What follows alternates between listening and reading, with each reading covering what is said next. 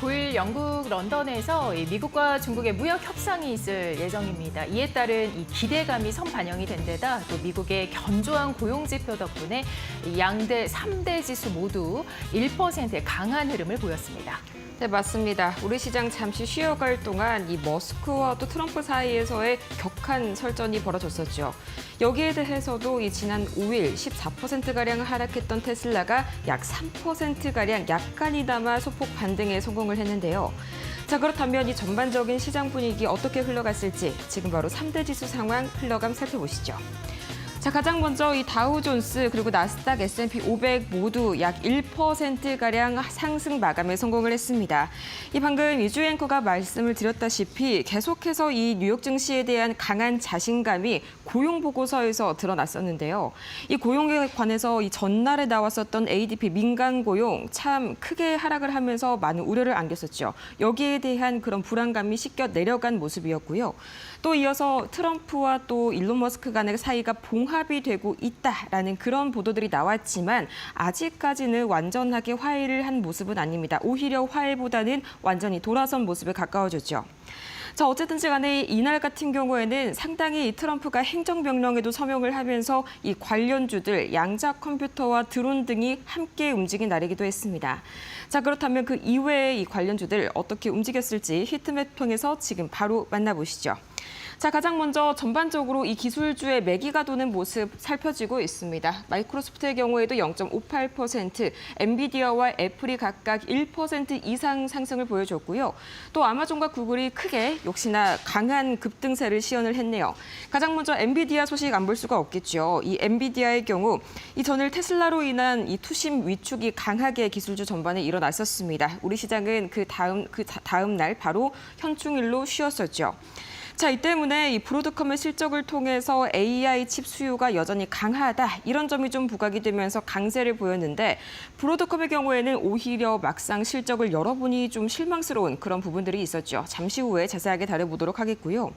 또 이어서 최근에 이 마이크론 최근 세계 최초의 이 감마 노드 기반 저전력 메모리를 출시한 가운데 일부 투자자들이 일제히 이 목표 주가를 상향 조정해 가고 있습니다. 마찬가지로 이 전반적으로 이 강한 매수세가 들어온 가운데 또 계속해서 테슬라 이날 같은 경우에는 트럼프와 그리고 테슬라 이 일론 머스크 간에 다시 한번 화해가 좀 이루어지고 있다라는 보도가 이때까지만 해도 나왔었습니다. 자, 이 덕분에 3.67% 상승 마감했고요. 워낙 그 전날에 강하게 급락을 했다 보니 이 정도의 반등은 조금 아쉽다 하는 그런 측면들이 있었습니다. 지속적으로 이 마찰을 빚고 있는 트럼프와 일론 머스크 잠시 후에 머스노5에서 자세하게 살펴보시죠. 자, 그 이외에도 알파벳 여전히 이 치열한 경쟁이 있는 건 마찬가지지만요. 약 3%가량 상승 시연을 해줬었죠. 자, 이번에 검색 시장에서 5월 점유율이 무려 90% 가까이에 달한다는 그런 희소식이 나왔습니다. 이것 덕분에 이 검색 매출이 연평균 11%까지 성장을 전망할 수 있겠다. 이런 이야기까지 나왔는데요. 자, 덕분에 기술주들을 중심으로 견조하게 1% 이상 상승 마감을 했었던 이 지난 금요일 뉴욕 증시. 자, 그렇다면 과연 현장 분위기는 어떻게 흘러갔을지 바로 전화 연결을 통해서 확인을 해봐야겠죠. 자, 오늘은 곽영훈 주식투자연구소 대표 모셔보도록 하겠습니다. 어서 오세요. 네, 안녕하십니까. 네, 안녕하세요. 이 간밤은 아니죠. 지난 금요일이었습니다. 이 지난 고용 데이터가 참 좀 마음을 졸이게 했는데 또 이날 고용 보고서가 참 좀 이런 우려들을 많이 불식을 시켜준 것 같네요. 특히나 이 ADP 민간 고용과 이번 고용 보고서 큰 차이점이 좀 궁금합니다. 네, 뉴욕 증시는 이제 고용 강세와 정치 리스크 완화 기대가 맞물리면서 전반적으로 상승 추세를 이어왔습니다. 미국의 이제 5월 고용 보고서는 이 비농업 고용자 수가 시장 예상치를 상회하며 경기 연착륙 시나리오에 힘을 실어줬습니다. 시간당 임금도 예상보다 크게 올라 인플레이션 우려가 다시 고개를 들었지만은 시장은 고용의 견조함에 주목하며 안도한 흐름을 보여주었습니다. 다만 이 고용 강세는 이 동시에 국채금리 상승을 이어졌고 특히 단기물 중심의 급등은 연준의 금리 인하 기대를 후퇴시키는 요인으로 작용하고 하고 있습니다. 이에 따라서 기술주 등 금리에 민감한 섹터는 단기적인 변동성 확대에 유의할 필요가 있습니다. 이 정치적으로는 트럼프와 머스크 간 해빙 가능성이 제기되며 테슬라가 급등했고 AI, 드론 등 이른바 트럼프 테마 전반으로 심리가 확산됐습니다. 여기에 트럼프 전 대통령의 행정명령 발표로 드론, 양자 컴퓨터, 비행택시 관련 중소형 테마가 내리를 보이면서 러셀 2000 지수가 강세를 주도를 했습니다. FICC 시장에서는 달러 강세에 금은 약세를 보였고 유가, 미중 무역 협상 진전 기대와 계절적 수요 증가로 상승 흐름을 이어갔습니다. 이는 이제 원화 안정과 함께 한국 증시에도 긍정적으로 작용할 수 있다라고 말씀드리겠습니다. 네, 투자 확실히 전략으로 네네. 네, 전반적으로 투자 전략을 좀 요약해서 좀 말씀을 드리면요. 고용 자신감과 정치 불확실성 완화에 따른 리스크온 구간이라고 볼 수 있을 것 같고요. 단기적으로 이벤트성 테마 순환에 주목하고요. 드론, AI, 우주, 비행택시 등 수급이 몰리는 종목 위주로 빠른 트레이딩 전략이 유효하다고 볼 수 있는 거죠. 중기적으로는 금리 방향성이 매우 중요한 변수가 될 전망이고 향후 금리 안정 구간 진입 시 기술주 중심의 비중 확대를 재검토할 필요가 있습니다. 네, 확실히 이 고용 데이터 발표 직후에 좀 채권도 그렇고요. 금리 쪽도 많이 좀 안정이 되는 그런 모습들이 관측이 됐습니다. 이제 관건은 7월 달에 관세 반영이 본격적으로 시작이 된다면 어떻게 움직일지가 좀 핵심이 될 것 같네요. 자, 그런데 비단 고용뿐만이 아니죠. 사실 주말 사이에 많은 분들이 이 테슬라, 머스크와 또 트럼프 대통령 사이의 설전에 정말 밤에 잠을 못 주무셨을 것 같습니다. 가장 마지막으로 나온 이슈가 이제 어쨌든지 간에 트럼프 대통령이 나는 더 이상 일론 머스크에게 관심을 이제 가질 그런 의향이 없고 계속해서 테슬라에서 잘 했으면 좋겠다 손을 그는 모습을 보여줬는데 이게 초반에는 약간은 둘이 일부러 약간 뭔가 이렇게 짜고 하는 것 같다 그런 이야기들도 나왔었거든요. 그런데 이렇게까지 봤을 때에는 확실하게 둘 사이에 균열이 갔고 돌아선 게 확실한 거겠죠? 네, 말씀하신 것처럼 이 뉴욕 증시는 이제 테슬라 중심의 정치 리스크 완화 기대와 AI 드론 등 이 테마주의 강세에 힘입어서 상승 마감을 했습니다. 우선 테슬라는 트럼프와 머스크 간 긴장 완화 기대감 속에 3.67% 급등했습니다. 시장은 갈등 봉합 가능성에 무게를 두며 전일 낙폭을 대부분 만회했고 이에 따라 퀀텀 스케이프와 앨범 말 등 2차 전지 리튬 관련 유도 동반 반등을 했습니다. 이 테슬라와 연동된 국내외 테마주들 역시 단기 반등 모멘텀을 기대할 수 있는 구간이다라고 볼 수 있을 것 같습니다. 이 기술주 전반의 회복 흐름도 이어졌습니다. 엔비디아는 AI 칩 수요 지속 확인에 힘입어 상승했고 마이크론 역시 신제품 발표와 목표가 상향 이슈로 2% 넘게 강세를 보였습니다. 알파벳, 아마존, 메타 등 빅테크 전반이 동반 반등에 나서면서 실적 안정성과 AI 기대감이 기술주 투자 심리를 지지하는 모습을 보여주었습니다. 이 트럼프 행정명령에 따른 테마 확산도 두드러졌습니다. 드론, 우주, 양자 컴퓨터 관련 종목이 일제히 급등하면서 러셀 2000 지수는 대형주 대비 상대적 강세를 나타냈습니다. 다만 이제 고평가 부담이 있는 만큼 단기 모멘텀 매매 전략으로 접근하는 것이 유효합니다. 이 비트코인 가격 상승에 따른 암호화폐 관련주도 상승을 보였는데요. 이 코인베이스, 마라홀딩스 등이 이제 오름세를 기록하면서 서클 인터넷은 상장 후 이틀 연속 급등을 했습니다.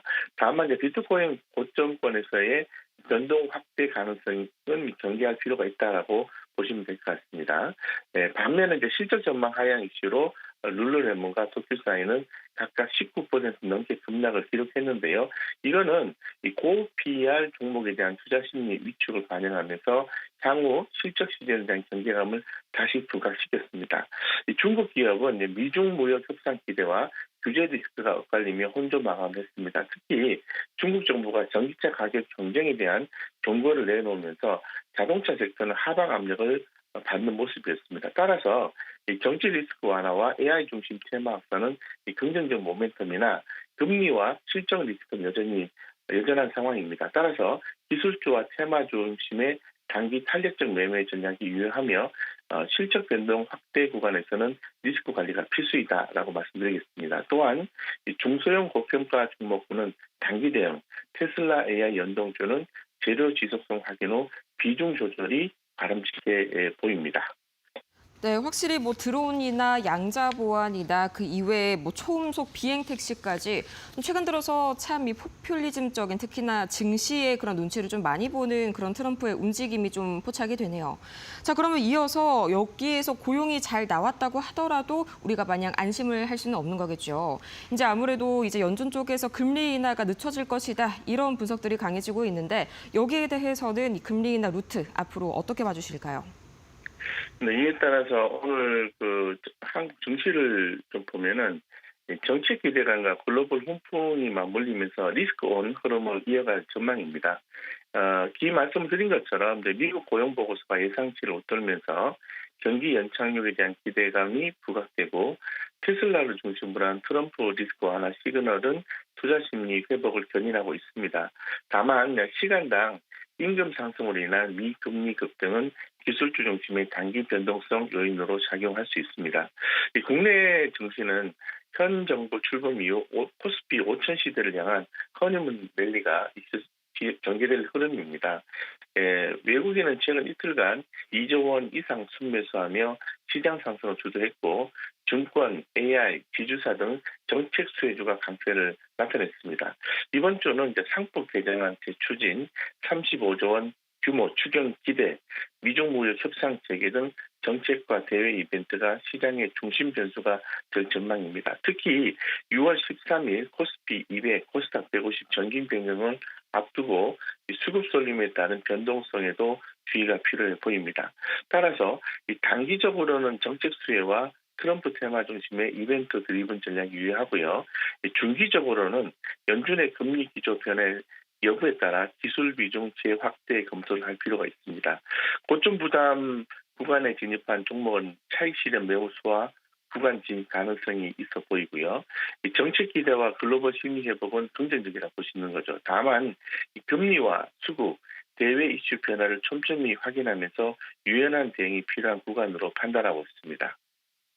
네, 또 6월 5일에 이렇게 좀 한번 테슬라 관련해서 큰 일이 있었는데 또 공교롭게도 우리 증시는 다음 날 좀 이제 쉬게 되면서 휴장을 하게 되면서 그런 위험 리스크에서는 좀 비껴가는 모습까지 나와줬습니다. 네, 고맙습니다. 이렇게 해서 저희 오늘 곽영훈 주식투자연구소 대표 이야기 나눠봤습니다.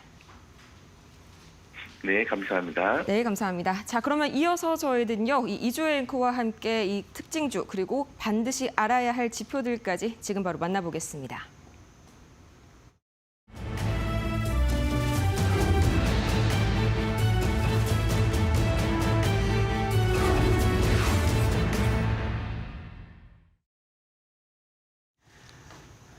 네, 뉴욕 증시에서 어떤 일들이 펼쳐졌는지 종목으로 한번 살펴보도록 하겠습니다. 먼저 주요 기술주부터 함께 보시죠. 자, 테슬라, 아마존, 애플 모두 상승불을 켰습니다. 상당히 M7의 종목들이 전반적으로 흐름이 좋았다라고 보시면 되겠는데요. 일단 테슬라 같은 경우에는 트럼프 대통령과의 이 갈등이 상당히 컸죠. 이 부분 때문에 전일장에서 사실 10% 넘는 급락을 보였었는데 이 부분 약간의 만회를 했습니다. 3%대의 반등이 나와줬고요. 모멘텀이 여전히 살아있기 때문입니다. 이 로봇과 또 AI와 관련해서 계속해서 모멘텀에 주목이 되고 있습니다. 투자자들은 특별히 트럼프 대통령과의 갈등을 신경 쓰지 않는다라는 분석이 나오면서 3%대 강한 흐름 보였고요.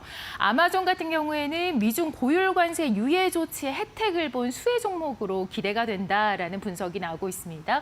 1%의 흐름을 보여줬습니다. 로봇 배송과 관련해서 전략도 좀 부각이 되고 있는데요.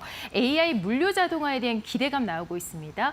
AI 자동화 시스템, 로봇을 활용해서 이 로봇 배송 시스템을 현재 실험하고 있다라고 얘기가 나오고 있죠. 워낙에 이쪽으로는 배송과 AI를 결합했을 때 가장 강한 종목으로 좀 주목을 받는 종목이다 보니까 앞으로의 흐름이 더욱더 기대가 됩니다. 이어서 애플 보도록 하겠습니다. 1%의 강한 흐름 보여주고 있습니다.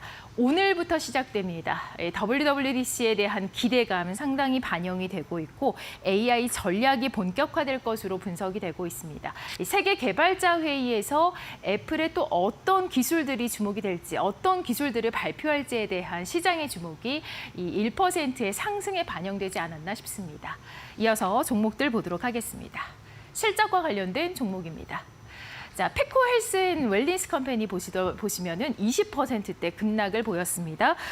반려동물 용품 유통업체인데요. 1분기에 부진한 실적을 보였습니다. 주당 순손실이 0.04달러로 시장의 예상치를 하회하는 모습이 나타나면서 23%대 급락을 보여줬고요.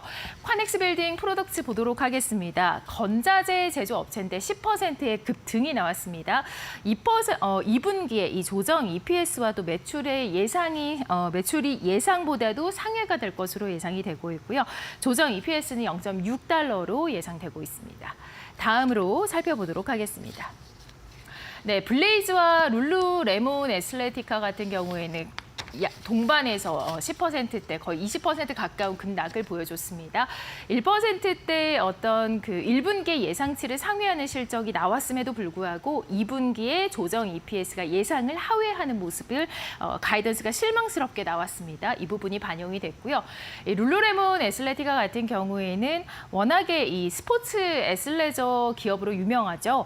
고율 관세에 대응해서 제품군을 조정할 것이라는 CEO의 발언이 나왔습니다. 제품의 단가가 조금 올라갈 것으로 예상이 되면서 부정적인 반응을 보였고요. 2분기 역시 실망스러운 가이던스가 나온 것이 반영이 됐습니다.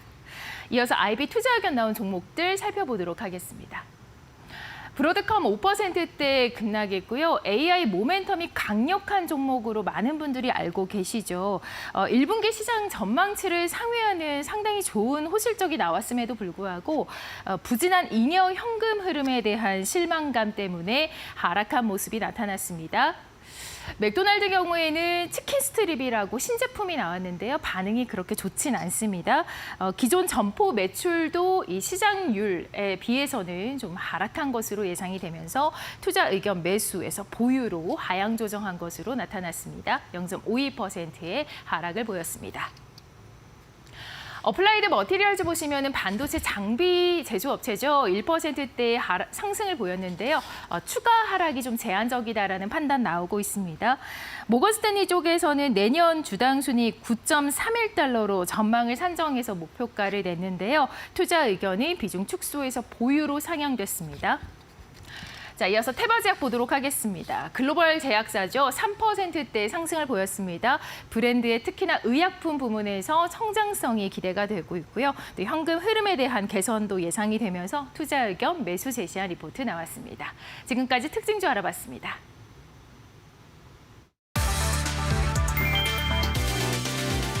삼성전자의 북미 메모리 사업을 20년 넘게 이끌어온 짐 엘리엇 DS 부문 미주 총괄 부사장이 최근 회사를 떠났다. 오일 업계에 따르면 짐 엘리엇 삼성전자 DS 부문 미주 총괄 부사장은 최근 삼성전자를 떠나 글로벌 낸드 플래시 기업 샌디스크의 최고 수익 책임자로 합류한 것으로 확인됐다. 2001년부터 삼성에 몸담아온 그는 특히 2021년 이후 미국 메모리 사업 총책임자로서 매출 전략과 고객 대응을 총괄한 인물이다. 주요 글로벌 행사에서 삼성 메모리의 기술력을 대외적으로 알린 상징적 존재로 평가받는다. 업계는 이번 인사 이동을 계기로 샌디스크가 북미 B2B 시장 공략을 가속화할 것으로 내다보고 있다. AI 특화 저장 장치와 고성능 SSD 분야에서의 경쟁이 한층 치열해질 전망이다. 한편 삼성은 올해 초 TSMC 출신 마가렛 하늘 파운드리 총괄 부사장급으로 영입하며 북미 고객 대응력 강화에 나서고 있다.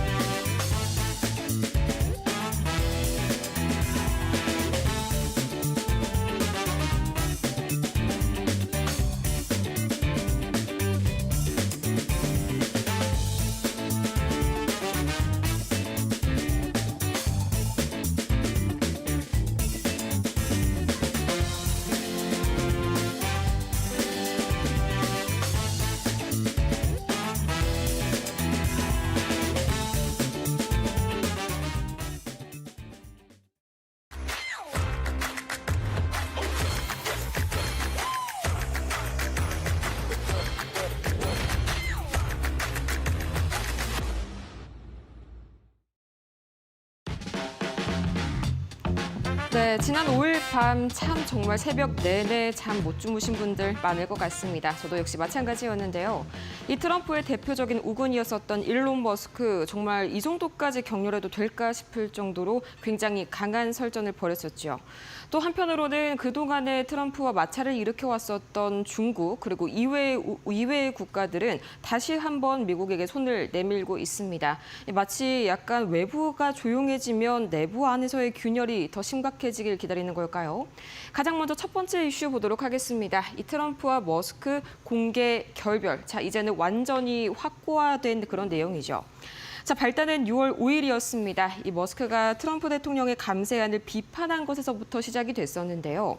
트럼프의 간판 정책인 이 빅 뷰티풀 빌, 여기에 대해서 역겨운 괴물이다 비판을 하면서 공개 저격에 나선 겁니다.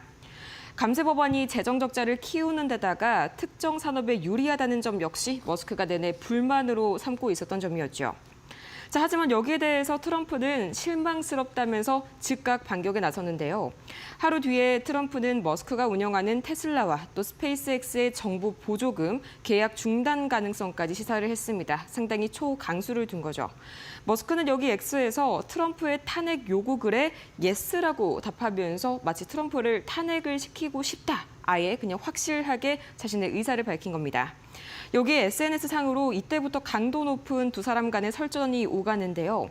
트럼프는 내가 머스크 없이도 당선이 됐다라고 하자마자 머스크는 자신이 없었다면 트럼프가 대통령이 되지 못했을 것이라고 응수했고요. 이날 갈등의 정점은 이 트럼프 대통령이 머스크를 향해서 미쳤다라고 언급을 하고 머스크는 성착취 스캔들 관련 파일인 앱스타인 파일에 트럼프가 포함돼 있었다 이런 주장을 했었습니다. 이 앱스타인 파일 상당히 미국 내에서는 민감한 사안 중에 하나죠. 여기에서 이 주장을 하면서 파티 영상을 함께 올렸었는데요. 이날 테슬라의 주가는 하루 만에 14% 가까이 폭락을 하면서 시가총액 1,530억 달러가 증발했습니다. 또 6월 7일 그 다음 날입니다. 트럼프는 머스크와의 관계가 끝났다라면서 관계 단절을 공식적으로 선언했고요. 민주당에 혹시나 머스크가 자금을 지원할 경우에는 심각한 결과가 있을 것이다라고 경고했습니다. 또 여기에 대해서 머스크 역시 중도층을 대표하는 새로운 당, 제3정당을 창당할 수 있다라는 가능성까지 시사를 했습니다. 이미 아메리카당이라는 명칭까지 언급을 한 상태인데요. 이 언급만으로도 충분히 이 공화당 내부의 긴장이 조성이 될 수가 있겠습니다. 우선 2026년 중간 선거를 앞둔 공화당 의원들에게는 정치적인 생명과 직결이 되는 그런 문제인데요.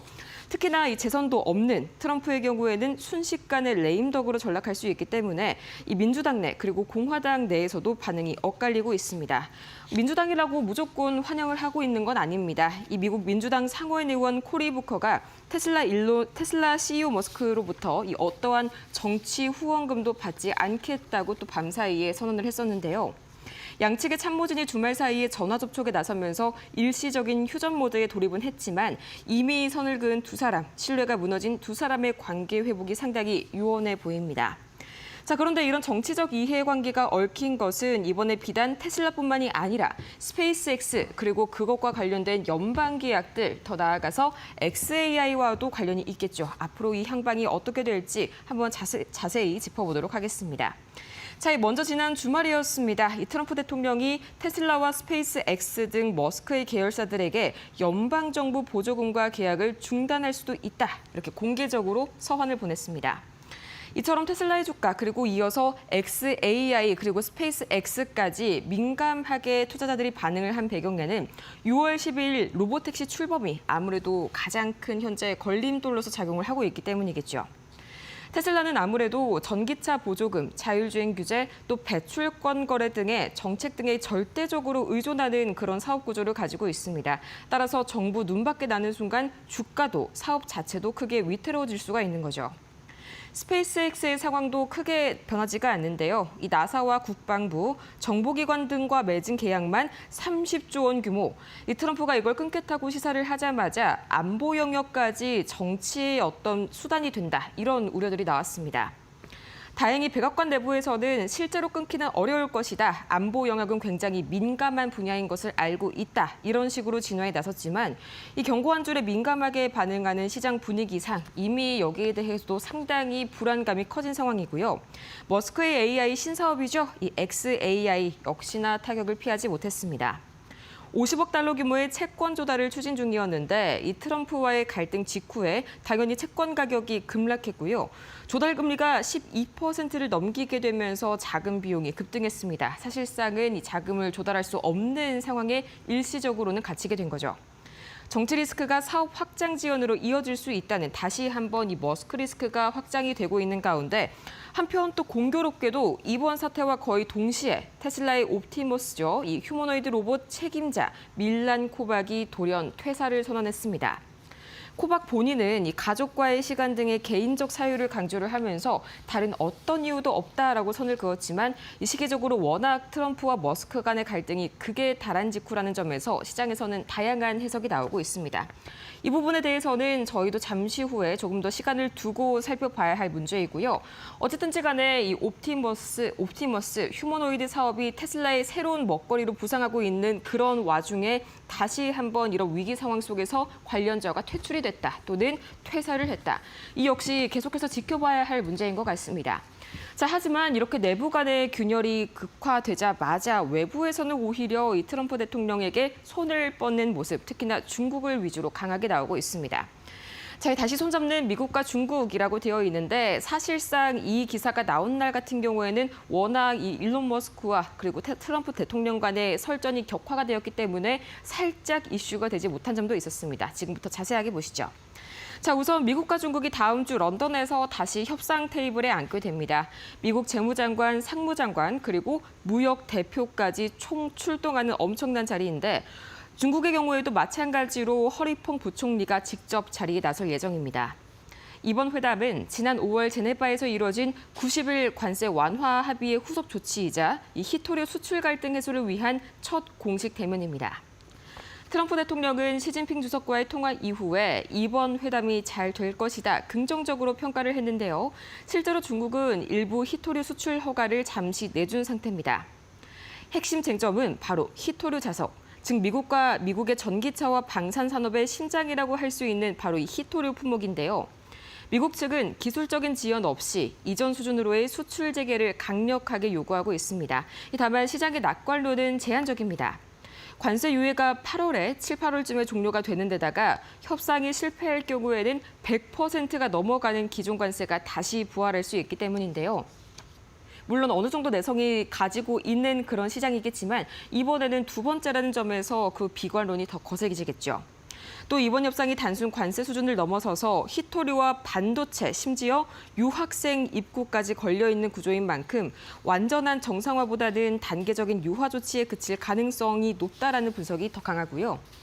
이런 가운데 미국에 대해서 인도와 일본까지 이 협상 일정을 연장하면서 속도전에 나섰습니다. 이 당초 이틀 일정이었던 회담은 오는 화요일까지 연장이 됐고요. 7월 상호 관세 부과 기한 이전에 조기 타결을 하는 게 목표다라는 그런 소식이 전해졌습니다. 미국과 인도 모두 일정 수준의 양보를 전제로 단계적 합의에 근접했다는 평가이고요. 일본 역시나 미국과 5번째 협상을 벌써 마쳤습니다. 자동차와 철강, 또 농산물에 대한 고율 관세가 걸려 있고 일부 품목은 50%에 달하는 만큼 상당히 이번에 피해를 많이 봤었던 오히려 우리보다도 타격이 컸었던 일본이었죠. 일본 측은 여기에 대해서 이 G7 정상회담 전까지 타결이 될 것을 원하고 있고요.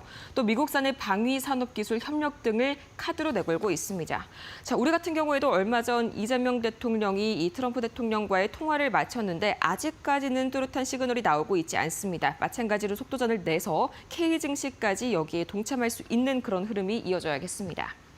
자, 이어서 이날 바로 다음 날이었습니다. 이 미 증시가 잠깐은 이 하락불을 켰었는데 그걸 다시 한번 1%대 반등으로 이끌어준 바로 고용 보고서.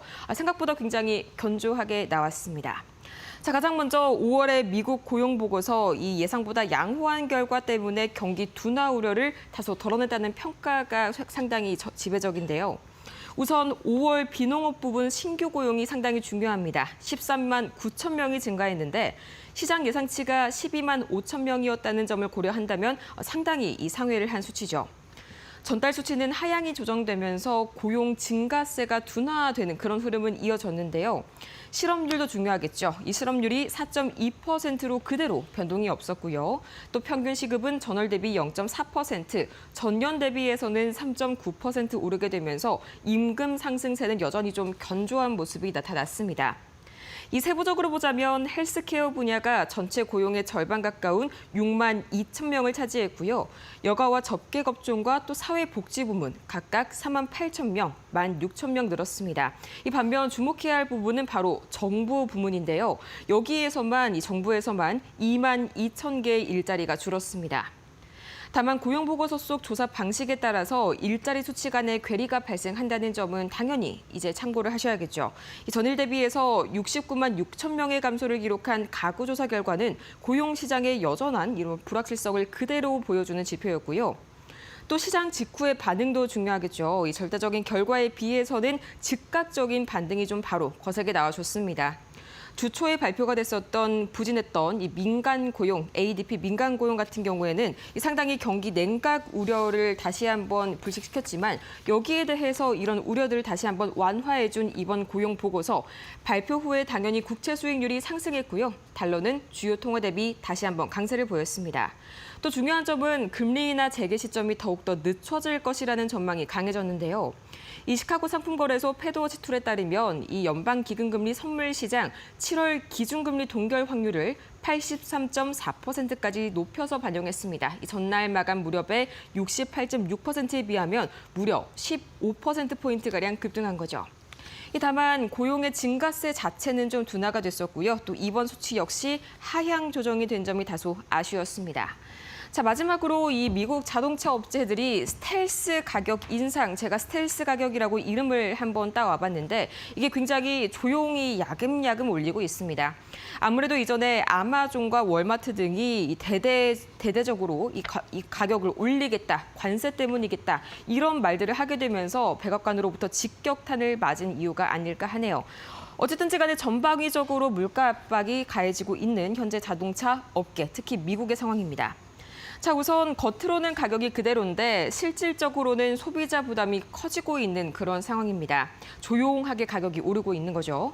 자, 이 자동차 회사들이 트럼프 행정부의 25% 관세를 직접 반영을 하는 대신에 할인 축소, 또 저금리 금융 조건 제한, 탁송료 인상과 같은 방식 등으로 관세 부담을 우회해서 전가하고 있다라는 밤사이 소식이 또 들려왔습니다. 일종의 스텔스 인상이라고 볼 수가 있겠는데요. 이 실제로 4월 한 달간 신차 평균 판매가는 2.5% 급등했고요. 이는 5년 만에 최대폭입니다.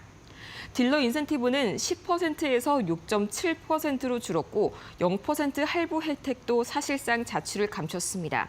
이 가격 이외의 부분에서는 더욱더 강하게 이 관세 여파가 나타나고 있죠. 이런 가격 정가는 이제 시작인데요.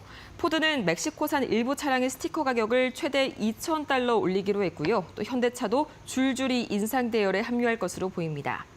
옵션과 또 배송료까지 함께 오를 경우에는 소비자는 수천 달러까지 추가적인 부담을 지게 되는데요. 가격적으로는 큰 변동이 없게 보이게 되는 거죠. 문제는 구매 심리입니다. 한 조사 결과에 따르면 신차 가격이 월 5%만 오르더라도 65%의 소비자가 구매를 포기하겠다라고 대답을 했는데요. 수요 위축은 이미 소프트 데이터에서부터 가시화가 되고 있었죠. 이 자동차 업계는 올해 북미 생산량을 50만 대 넘게 줄일 계획이고요. 미국 내 판매량도 전년 대비 최대 8% 감소할 수 있다는 전망이 나옵니다. 결과적으로 관세는 표면적인 가격보다도 실질적인 구매력에 타격을 주고 있고 소비자들도 드디어 이를 본격적으로 체감하기 시작했습니다. 자, 이게 우리가 하드 데이터가 아닌 최근 소프트 데이터에 유독 중심을 잡고 지켜봐야 하는 이유가 바로 자동차 업계에서도 나타나고 있는데요. 결국에 피해가지 못했습니다. 자, 이렇게 해서 오늘 머스노 5 다 같이 살펴보고 왔습니다.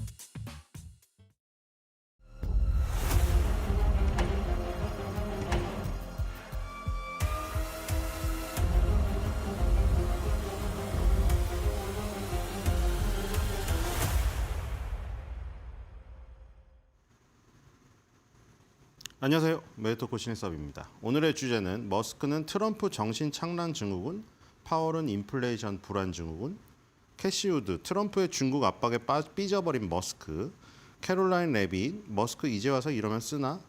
입니다. 자, 머스크랑 트럼프의 그 싸움이 주말부터 계속 이제 언론에 주제로 다뤄지고 있는데요. 자, 이거 우리 사실 얘기했었던 거죠. 그 기업가들이 바보가 아니거든요. 우리나라에서 삼성, 현대차 그 기업의 그 공부 열심히 하신 회장님들이 왜 어떤 정치의 한쪽을 들지 않을까요? 그렇죠? 자기가 지지하는 정당이 마음에 있음에도 불구하고 저런 문제가 터질 가능성이 엄청나게 많기 때문입니다. 그렇죠? 지금 저 일론 머스크가 트럼프한테 배팅할 때만 해도 엄청나게 환호하던 여론은 싹 돌아섰고요. 지금은 뭐 이제는 걷잡을 수 없는 방향으로, 그렇죠? 저거 사회생활하거나 아니면 일상생활하거나 인생 살면서 많이 경험하는 거예요. 저 장면뿐만 아니라 저런 비슷한 일들이 개인의 인생에서도 많이 일어나잖아요. 그렇죠? 뭐 이혼 법정 앞에 가면 그러잖아요. 한때는 정말로 세상에서 하나밖에 없이 사랑했던, 그렇죠? 이성 상대와 정말 밑바닥같이 보이도록 싸우잖아요. 온갖 그동안 넘어갔던 사소한 문제까지 엄청나게 크게 불거지면서 지금 완전 그런 모습을 보는 것 같습니다. 그렇죠? 하지만 좀 다른 거는 그 시작 전부터 이건 굉장히 특수성 때문에 굉장히 불안감을 안고 갔다는 거죠. 저게 터지면 어떻게 될까? 그 얘기를 계속 했었잖아요. 처음부터. 그렇죠? 저런 문제가 있기 때문에 아무리 미국이라고 하더라도 저런 문제가 터지면 엄청나게 크기 때문에 머스크랑 그 트럼프의 동행 자체가 굉장히 불안했어요. 그리고 사실 둘 다 굉장히 강성이잖아요. 그러니까 어떤 하나의 어떤 그 축이 융합을 하거나 어떤 그 스펀지처럼 흡수하는 성격이 아니에요, 둘 다. 둘 다 돌이죠. 그러니까 돌하고 돌을 들고 가다가 하나를 떨어뜨릴 것만 같은 그 불안감 있잖아요. 손에 쥐고도. 그런 불안감이 항상 있었는데 결국은 터졌죠. 그리고 그 터지면 엄청나게 크게 터지는 것이거든요. 지금 그동안 좋았던 사이에 진짜 한 수천 배, 수만 배는 나쁜 쪽으로 터지게 지금 되는 상황입니다. 지금 이것은 이미 끝났어요. 여기서 다시 좋아진다? 이건 없죠. 이거 여기서 좋아질 수는 없습니다. 여기서 좋아지려면은 이 모든 시간을 되돌려야 됩니다. 지금 이거는 과학적으로 불가능하다고 이미 판가름 났죠. 타임머신 없습니다. 자, 그렇기 때문에 이거는 도저히 불가능한 상황이고요, 이제. 자, 트럼프는 이런 말을 하죠. 트럼프 정신착란 증후군이다. 이게 뭐 약물 사용 가능성 얘기가 나와서 이런 증후군을 붙였는지 아니면은 자기가 그동안 생각하고 있던 어떤 현상들을 이렇게 원래 생각하고 있던 단어였는지 모르겠는데 트럼프 정신착란 증후군이래요. 그게 뭐냐면은 내가 이렇게 뒤에 보면은 금붙이도 엄청 많이 붙어 있잖아요. 여기 지금 그 타원형 책상에다가 여기 역대 대통령 사진들 다 걸려 있고 이렇게 화려하게 꾸민 여기 집무실에 불러다가 그 정장도 안 입고 젤린스키한테 뭐라고 하지만 머스크는 우리 편이니까 티셔츠 입고 와도 여기에 와가지고 대접해주고 그렇게 해줬는데 이러고 이제 배신을 하니까 이게 지금 착란 증후군이라 된 거죠. 뭐냐면 이런 데 있다가 나가니까 그러니까 이것도 사실 머스크 입장에서는 자존심이 상하는 일이에요. 머스크는 지금 조만장자 아닙니까? 근데 조만장자가 뭐 아무리 트럼프가 뭐 트럼프 타워에서 맨날 무슨 뭐 저기 연회를 열고 뭐 이런다고 한들 머스크도 그렇죠. 근데 마치 무슨 약간 불황자가 그렇죠. 워싱턴 DC 근처에 불황자가 트럼프의 은혜를 받아가지고 하루 여기 초대받아가지고 그거에 너무 저기 감격에 겨워가지고 그거 하나에 목매는 사람처럼 얘기를 해버리잖아요. 지금 마치 막 간곡하게 부탁하여서 어거지로 여기 들어와가지고 하루의 어떤 그 기쁨 때문에 평생 그 기쁨을 안고 살아가는 사람처럼 그렇게 치부를 해버립니다. 지금 여기 왔다가 이렇게 화려한 우리 대접을 받고 아침에 일어나 버리니까 화려함이 사라져 버린다. 나를 잃은 정신착란 증후군. 아예 환자로 몰아갑니다. 이제 정신착란 증후군이라고. 자, 그리고 이제 에어포스원에서 항상 통로에서 인터뷰하지 않습니까? 여기서 기자들이 놔주질 않아요. 거의 여기 한 최소 30분 이상을 잡아놓고 트럼프한테 맨날 인터뷰를 요구를 하는데, 자, 여기서 또 질문이 이제 나온 거죠, 이 얘기가. 지금 약물상 예전에 한번 덮고 넘어간 거 아시죠?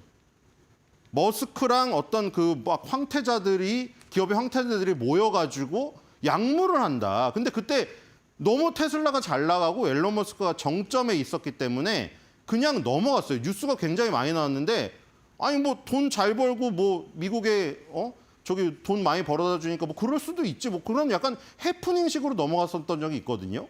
자, 물론 그땐 당연히 사이가 좋았으니까. 지금은 모든 것이 불거집니다. 똑같아요, 우리 인생이랑. 그래서 당신을 위해 일할 때 약물 사용에 대해 걱정한 적이 있느냐? 물론 여기선 트럼프는 지금 언론이 너무나 아직도 일말에 그건 남았나 봐요. 우리 그러잖아요. 이혼 법정에서 헤어지면서도 일말에 어떤 아쉬움이 남을 수도 있잖아요. 0.1% 정도? 그건 있나 봐요. 그래서 언론이 지금 너무 강하게 한다. 너무 부정적으로. 여기선 또 살짝 감싸는 듯 했지만 약물 사용에 대한 얘기를 본인도 꺼냈습니다. 의심된다고. 이제 그 머스크가 반박을 했죠. 나는 오히려 케타민 처방을 받아서 심리적 안정을 찾았을 뿐 그 뒤로는 한 적이 없다. 자, 그리고 머스크랑 이렇게 싸우는 와중에도 우리 잊을 수 없는 인물이 있죠. 왜 파월이 안 나오나 했습니다. 또 나왔습니다.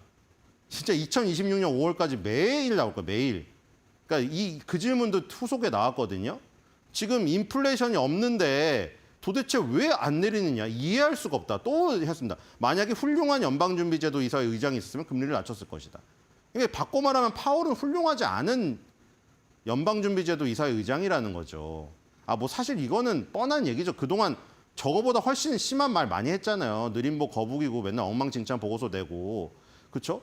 우리에게 훌륭한 연방준비제도 이사회 의장이었으면 이미 금리를 낮췄을 것이고 인플레이션이 전혀 없다. 그리고 후속으로 그 얘기 했다고 했죠. 2026년 5월이 임기 만료인데 후속으로 이미 의장을 지금 점 찍어 놓은 거 아니냐. 왜냐하면 지금 2026년 5월이면 이제 1년 안쪽으로 들어왔습니다. 6월 달이니까. 그러니까 트럼프 마음속엔 이미 있을 거예요. 차기 의장이. 여기서 파월을 연임을 시킨다? 지금 거의 불가능한 상황 아닙니까? 그 파월을 연임시킨다는 것은 지금 머스크와의 관계가 회복되는 것을 바라는 것과 같은 확률이에요. 제가 보기에는. 그렇기 때문에 마음속에 있을 겁니다. 그 마음속에 있는 사람은 말해주진 않았어요. 기자가 궁금했겠죠. 자, 그리고 이제 아까 전에 계속 이혼법정 얘기를 하는데 너무 비슷해서 그래요. 이혼법정을 제가 옆에서 본 건 아니고 그런 어떤 사례들 막 뉴스에 많이 나오잖아요. 프로그램이라던가 그런 거 보면 완전 그런 것 같습니다. 아니, 그러니까 물론 이거를 지금 앨런 머스크가 이걸 다 짜집기 한 건 아닌데 정말 이 어떤 요 형태를 보면요. 마치 무슨 옛날에 썼던 연애 일기장 그거를 다 조금씩 잘라내가지고 그거를 한이 맺혔던 거를 여기다가 무슨 한 장에다 해가지고 푸는 사람 같아요. 너무 무섭지 않아요? 이게 20년치를 다 털은 겁니다, 이거. 트럼프의 20년치 X 트위터에 있는 발언들 있잖아요. 싹 다 긁어 모아가지고 20년 전에 왜 이런 거 말했는데 우리나라도 그런 거 요즘에 많죠. 20년, 10년 전에 했던 말이 자기한테 빗을 꽂히는 거. 지금 그러니까 트럼프가 지금 단 하나의 아름답고 크고 큰 법안으로 감세 법안을 추구하고 있잖아요. 근데 머스크가 그랬잖아요. 아니 크면 크고 아름다우면 아름답지 크고 아름다운 게 이 세상에 어디 있습니까? 그렇게 정면으로 반박했는데 그 세부적인 내용에 대한 얘기를 또 근거를 붙인 거예요. 아니 트럼프가 옛날에 대통령이 아니던 시절 얘기까지 다 끌어왔어요. 지금 2010년도 7년도 거까지. 그때 대통령이 아닐 때 막 오바마가 대통령일 때 오바마가 감세를 한다고 하니까 막 반대했다. 왜냐면 우리나라 미국 입장에서 우리나라의 부채가 너무 많이 쌓이니까 그 부채가 너무 많이 쌓인다고 이 강조했던 사람이 이거 어디 갔냐 이거죠. 오늘 이 사람 어디 있나요? 이렇게 썼습니다. 앨런 머스크가. 오늘 옛날에 이 사람들은 어떻게 되어 있죠? 제가 이제 구글 번역을 했더니 이게 우연인지 모르겠지만 그쵸? 약간 일기장 막 잘라가지고 눈알 오려붙이고 이런 거 같이 돼버렸는데 내용을 보면 다 그런 거예요. 아니 왜 부채를 도대체 왜 추구하고 있느냐. 이 오바마도 여기 하나 나오네요. 그렇죠? 아까 말한 거. 버락 오바마가 이 나라를 파산시키고 있다. 버락 오바마의 예산안이 부채의 4.41달러를 4.41모 달러를 추가해야 합니다. 2016년까지 총부채가 엄청나게 높아질 것이다. 이런 얘기예요, 지금. 그렇죠? 다 그런 얘기입니다. 그러니까 이런 사람 어디 갔냐 이거예요. 자, 그리고 이렇게 했죠. 공화당이 부채 한도를 연장하고 있다니 믿을 수가 없습니다. 공화당원인데 부끄럽습니다. 2013년 1월 23일 날 20년 전에 올렸던 거를 꺼내가지고 현명한 말이라고 또. 그렇죠? 왜 이 현명한 말, 그러더니 이제는 여기가 지금 가장 최근에 올린 거거든요. 이제는 여기까지 나가버렸습니다. 미국에서 실제로 80%를 대표하는 새로운 정당을 만들 때가 되었나요? 네, 80%. 앨런 머스크 지금 새로운 정당 자기가 창당하거나 창당하려는 사람 지지하려고 하고 있어요. 완전 돌아섰어요. 지금. 자, 근데 빌 에크먼이 한마디 했네요. 그렇죠? 빌 에크먼은 트럼프 지지 선언했잖아요. 자, 도널드 트럼프랑 앨런 머스크 위대한 나라의 이익을 위해 평화를 만들어야 된다. 우리는 떨어져 있는 것보다 함께 있는 것이 훨씬 더 강하다. 트럼프 지지한 사람 입장으로서 이 모습이 좀 안타깝나 봐요. 빌 에크먼은 지지합니다 했습니다. 하지만 빌 에크먼의 말이 지금 통할지 모르겠습니다. 자, 캐시 우드 트럼프의 중국 압박에 삐져버린 머스크. 자, 캐시 우드는 이제 매달 초에 이제 자기의 어떤 비전하고 다 밝히죠. 재정 정책, 통화 정책, 그다음에 차트를 보면서 기술적 분석. 이 순서대로 항상 얘기해요. 자, 캐시 우드의 말이 주목이 되는 이유는 아시죠? 지금 아크 인베스트가 가장 많이 갖고 있는 게 테슬라고. 테슬라는 서학개미 분들이 가장 많이 갖고 있는 주식이에요. 그러니까 지금 비중을 많이 갖고 있는 캐시 우드의 입장이 궁금하겠죠. 당연히 그 얘기를 했습니다. 스페이스X가 정부 계약으로 220억 달러를 받았다. 그러니까 정부에 의존하는 회사라는 거죠. 그래서 지금 불리한 거고 하나의 가설을 듭니다. 지금 머스크가 이런 이유가 뭘까? 이 가설이 자기가 좀 저기가 근거가 있답니다. 뭐냐면 테슬라 사업에서 중국이 생산과 소비 부분에서 아주 많은 비중을 차지하고 있는데 지금 트럼프 대통령이 중국한테 강경하게 나가고 있잖아요. 145%를 불러서 끌어당긴 다음에 뭐 관세를 물렀다고 누가 비판을 하고 있지만 어쨌든 중국을 계속 압박을 시키고 있잖아요. 그게 싫은 거라는 가설이에요, 지금. 왜냐하면 자기가 피해를 보니까요. 중국에서 지금 비아디랑 뭐 샤오미랑 경쟁을 해야 되는데 자꾸 중국 시장을 밀어내버리면 테슬라가 설 자리가 없다는 거죠. 그런데 이제 캐시 우드는 당연히 테슬라를 가장 많이 쥐고 있는 아크 인베스트의 수장이니까 마지막은 좋게 얘기하죠. 다 털기 전까지는. 그렇죠? 자, 앨런 머스크는 압박 속에서 일을 잘하는 사람이고 로보택시 출시에 대한 그의 자신감이 커지고 있다. 이게 중요하다. 언제 나오죠? 드라마가 어떻게 바뀔지 보자고 하면서 6월 12일 바로 그날이죠. 자, 6월 12일 얼마 안 남았죠. 무슨 날이죠? 텍사스 오스틴에서 드디어 테슬라의 로보택시가 처음 운행되는 날입니다. 그날이 아마 중요한 날이다. 자, 그다음에 이제 차트를 보여주죠. 보라색을 좋아해요, 항상. 핵심 PC, 이게 연방준비제도가 보는 이 물가 지표죠. 내려가고 있는데 그 가장 큰 저기가 휘발유 가격이 잡혔다는 거죠. 여기에서는 트럼프랑 개를 같이 하고 있어요. 자, 그다음에 이거 요즘에 많이 나오는 거죠. 트루플레이션.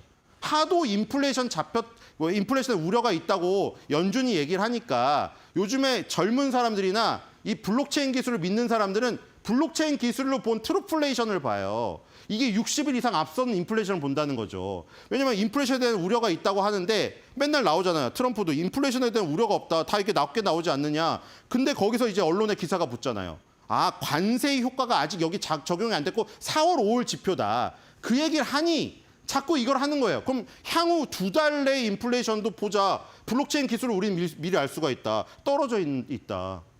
그러니까 지금 캐시 우드도 그 말은 같이 하는 거예요. 트럼프처럼 지금 없다는 거예요. 인플레이션 없다는 거예요, 지금. 금리를 내려도 된다는 거예요. 자, 캐롤라인 레빗 대변인, 머스크 이제 와서 이러면 쓰나? 이번에는 인터뷰에 뉴스에 출연하셨어요.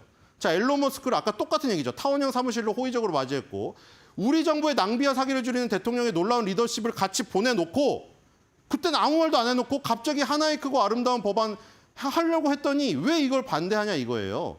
이거는 지금 트럼프 마음대로 하는 게 아니라 엄청나게 압도적인 지지로 민주당을 누르고 당선된 공화당 대통령으로서 대선 공약을 실천하는 거다. 앨런 머스크 당신도 대선 그 유세 시절부터 계속 우리를 다 지지하고 아무 말도 안 해놓고 왜 지금 와서 이거를 반대하느냐 이 얘기입니다. 자, 마지막 그림입니다. 자, 이건 이제 뭐냐면 러트닉 상무장관이 그 하원의 세출위원회라고 출석을 해서 세금 뭐 여기에 대해서 이 답변을 하는 시간이에요. 근데 민주당의 아시아계 의원이 뭘 했냐면은 바나나를 들고 나와서 미국인들이 바나나를 많이 먹고 나도 바나나를 좋아하는데 지금 이 바나나에다가 관세를 매기면은 어떻게 되겠느냐. 한인마트랑 월마트에서 지금 8%가량 가격이 올랐다. 바나나 먹고 싶은데 못 먹겠다. 이 얘기를 한 거예요. 그때 러트닉 상무장관이 아니 바나나 같은 거나 우엉 뿌리 같은 거 미국이 수입 많이 하는 거는 우리가 다른 미국 수입 물품을 거기서 수입한다고 하면 예를 들어서 가나가 초콜릿에 대해서 저기 그 관세를 우리가 다른 거를 토대로 해서 안 매긴다고 하면 우린 거기다 안 매긴다 그 얘기예요. 가나 초콜릿, 뭐 필리핀 바나나 비싸서 못 먹겠다는 생각 버리세요. 이렇게 얘기하는 자리였습니다. 이렇게 얘기하는 자리였고 오늘의 한 줄 매듭평은 그래서 트럼프가 만약에 저 장면을 봤다면 이렇게 얘기했을 것 같아요. 그러니까 지금 관세를 많이 붙여서 오히려 미국 소비자들이 저기 불리한 입장에 쓴다는 거 아니에요. 그래서 그럼 감세 법안으로 호주머니를 또 두둑하게 해주겠다 이겁니다. 그러니까 이렇게 얘기를 했겠죠. 트럼프, 이러니 내가 세금 바나나 안 바나나.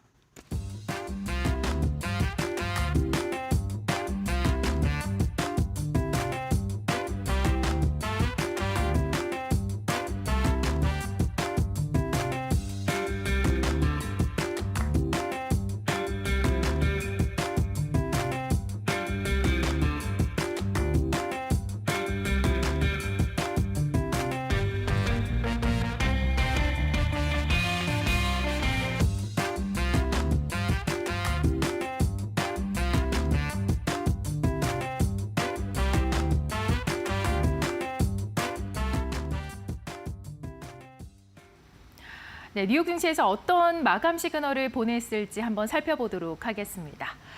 자, 먼저 제목을 우려를 잠재운 고용 호재라고 붙여봤습니다. 자, 고용 지표가 상당히 좋게 나오면서 동반 1%의 강한 흐름을 보여준 미국 시장입니다. 다우지수 1.05%, 나스닥도 1.20%, 그리고 S&P 500 지수는 6,000선을 돌파했습니다. 1%대의 강한 흐름 보였습니다.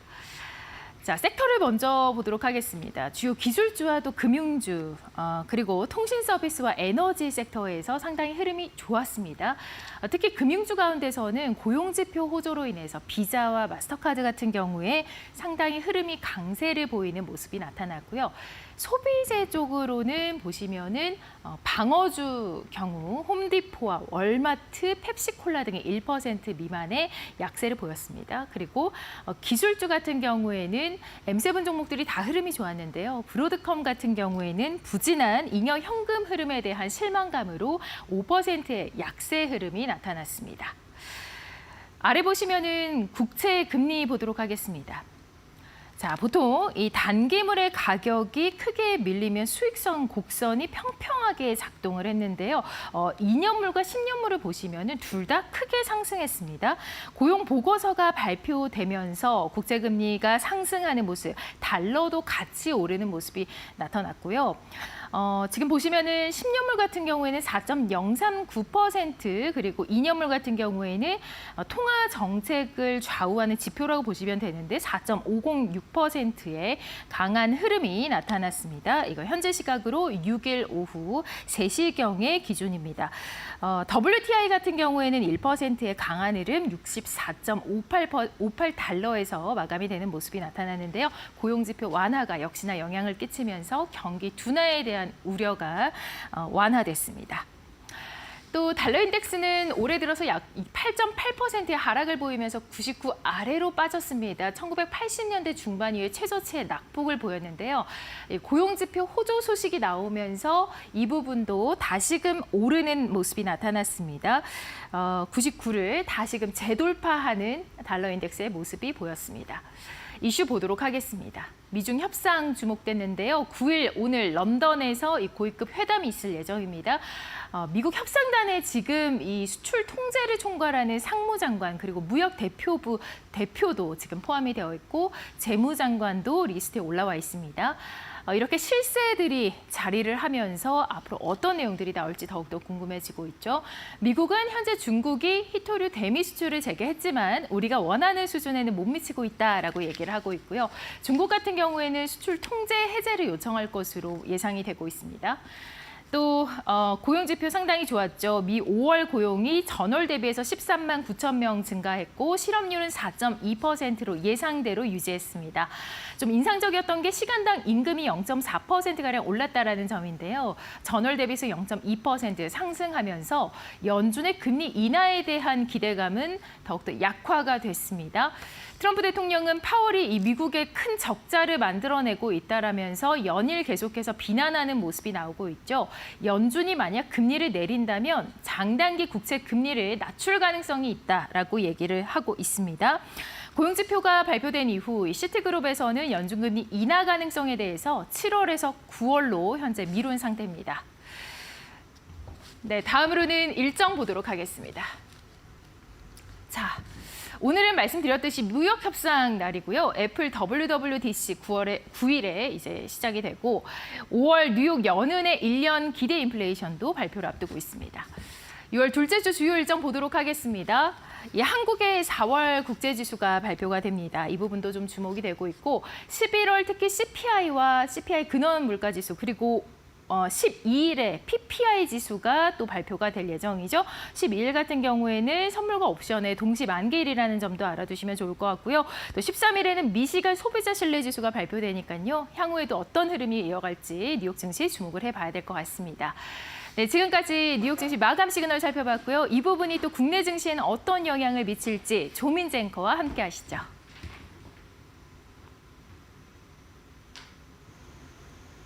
네, 이어서 바로 이 지난 뉴욕 증시에서 이어지는 국내 증시까지 흐름 과연 어떤 식으로 어떤 섹터가 움직이는지 저와 함께 살펴보도록 하겠습니다. 자, 가장 먼저 오늘 애플의 이 거대한 WWDC 드디어 오늘 개막을 합니다. 오늘부터 오는 13일까지 이 미국 캘리포니아에서 개최가 될 예정인데요. 이번에 관전 포인트가 있습니다. 그동안은 하드웨어 신제품에 집중을 하는 그런 행사가 됐었다면 이번만큼은 하드웨어가 아닌 소프트웨어, AI, 그리고 사용자 경험이죠. 이 UI 쪽에 상당히 포커스가 많이 맞춰져 있다고 합니다. 이 관련주의 경우에도 AI를 중심으로 한번 제가 뽑아봤는데요. AI와 그리고 아이폰까지 이 스탁 제목으로 제가 한번 삼아봤습니다. 아이폰보다는 역시나 AI 중심으로 살펴보는 게 유효할 것 같고요. 자, 이어서 바로 미국과 중국 이야기 관련주 보도록 하겠습니다. 미국과 중국이 오늘 런던에서 고위급 무역회담을 두 번째로 가질 예정입니다. 자, 다음 스탁 보도록 하겠습니다. 이 미국 무역 전쟁이 다시금 완전 휴전에 돌입을 할 수 있을지 그 점이 참 기대가 많이 되는데요. 자, 관련해서 골드만삭스의 흥미로운 보고서가 하나 있었습니다. 우리가 약간은 어느 정도는 예상을 할 수가 있는 그런 부분이겠지만 지난 2017년 이 미중 무역 전쟁이 휴전을 맞았을 당시에 이 대부분의 IT 관련 기업들이 상당한 수혜를 받았다는 내용이었고요. 또 이 중에 상당수가 애플의 부품을 납품하는 업체들이었다. 이런 보고서가 최근에 나왔습니다. 마찬가지로 이 IT 관련주들 그중 안에서도 특히나 이 반도체 이어서 애플에 부품하는 업체들까지 애플 부품 제조업체까지 함께 보시면 좋을 것 같고요. 삼성전기와 동진세미캠, SK하이닉스, 원익 IPS까지 비슷한 맥락에서 체크해 보시면 좋을 것 같습니다. 자, 이어서 다음으로 이제 오늘 이재명 대통령이요, 이 비상경제점검 TF 2차 회의를 주재를 할 예정입니다. 이 20조 원 규모의 2차 추가 경정 예산을 집행을 보고를 받을 그런 예정인데요. 마찬가지로 추경 일정 그리고 추경에 대한 규모가 구체화될 것으로 많은 기대를 모으고 있습니다. 당연히 여기와 관련해서 이 관련 일자리 그리고 내수 진작 정책까지 수혜주로서 함께 볼 수가 있겠죠. 자, 이렇게 윌비스와 원티들의 플랜티넷, 메가MD, 사람인, 일자리 위주로 한번 정책주 관련주들 꼽아봤고요. 자, 이어서 오징어 게임 3 벌써 나온다고 합니다. 국내 쇼케이스가 예정이 되어 있는데요. 자, 가장 먼저 시즌2가 올해 초반에서 미국에서 가장 많이 시청이 된 그런 TV 시리즈로 기록이 된 만큼 마지막 시즌인, 그러니까 이제 피날레 시즌인 이번 3에 참 기대감이 많이 모아지고 있습니다. 다만 이 점을 다시 한번 기억을 해봐야겠죠. 이 작년 12월이었습니다. 이 작년 12월 오징어 게임 2가 막 공개가 됐을 당시에 기대가 너무 높았던 걸까요? 작품이 부응을 못했던 걸까요? 이 부정적인 평가가 이어지게 되면서 이 당시에 이 아티스트 컴퍼니 그리고 아티스트 스튜디오까지는 하한가를 기록을 했습니다. 이 덱스터와 쇼박스도 마찬가지로 두 자릿대 그런 급락세를 기록을 했었는데 과연 이번에는 급등을 갈 수 있을지 아니면 마찬가지로 추가 급락을 이어가게 될지 관련해서 흐름 같이 체크를 해보시면 좋을 것 같고요. 자, 이어서 다음 보도록 하겠습니다. 마찬가지로 이제 영상 콘텐츠 그리고 이어서 음반 콘텐츠까지 계속 이슈가 나오고 있습니다. 이 앞서서 텐센트가 지난 27일이었죠. 이 하이브가 보유 중인 SM 엔터테인먼트 지분 전량을 인수를 했습니다. 약 9%가 넘는 9.6% 정도의 이런 지분이었는데 이 현지 시간 8일 칼럼에서 이 파이낸셜 타임스가 이런 이야기를 했습니다. 이 최근 텐센트의 SM 엔터테인먼트의 지분 인수가 중국이 K-팝 시장에 다시 한번 좀 발을 디딜 것이라는 그런 복귀의 신호탄으로 평가를 할 수 있겠다. 이런 주장을 내놨는데요. 자, 여기에 이 현재 엔터와 그리고 콘텐츠, 화장품주까지 이 중국과 연관된 섹터들 다시 한번 보시면 좋을 것 같습니다. 실제로 아모레퍼시픽, YG 엔터테인먼트 최근에 친고가 행진을 이어갔었죠. 단기 고점 상태에 머무르고 있고요. 하이브도 마찬가지로 최근 굉장히 강한 흐름 보여주고 있는 엔터주들 추가적인 반등 기대해봐도 괜찮겠네요. 자, 이어서 마지막으로 6번째 이 FCCL. 연성 동박 적층판이죠. 두산 관련 이슈가 또 밤사이에 하나가 나왔습니다. 자, 이 두산이요. FCCL 관련 전용 공장을 본격적으로 가동을 하겠다. 이런 이슈를 가지고 왔습니다. 이 AI 시장 성장으로 동박 저층판이죠. 이 CCL에 관련된 공급처를 엔비디아에서 이번에는 아마존까지 확대를 하는 것이 아니냐. 그런 것이 가시화가 되는 것이 아니냐 하는 기대감까지 모아지고 있는데 자, 그래서 이 CCL 관련주들 가지고 와봤습니다. SKC 이 유리기판뿐만이 아니라 여기 분야 관련해서도 대표적인 관련주로 꼽을 수가 있겠죠. 또 두산에 이어서 롯데 에너지 머티리얼즈, 파미셀, 솔루스 첨단 소재까지 관련주들 흐름 계속해서 체크해 보시면 좋을 것 같습니다. 자, 이렇게 해서 이 국내 증시들 어떻게 흘러갈지 관련주들 흐름 살펴보고 왔습니다.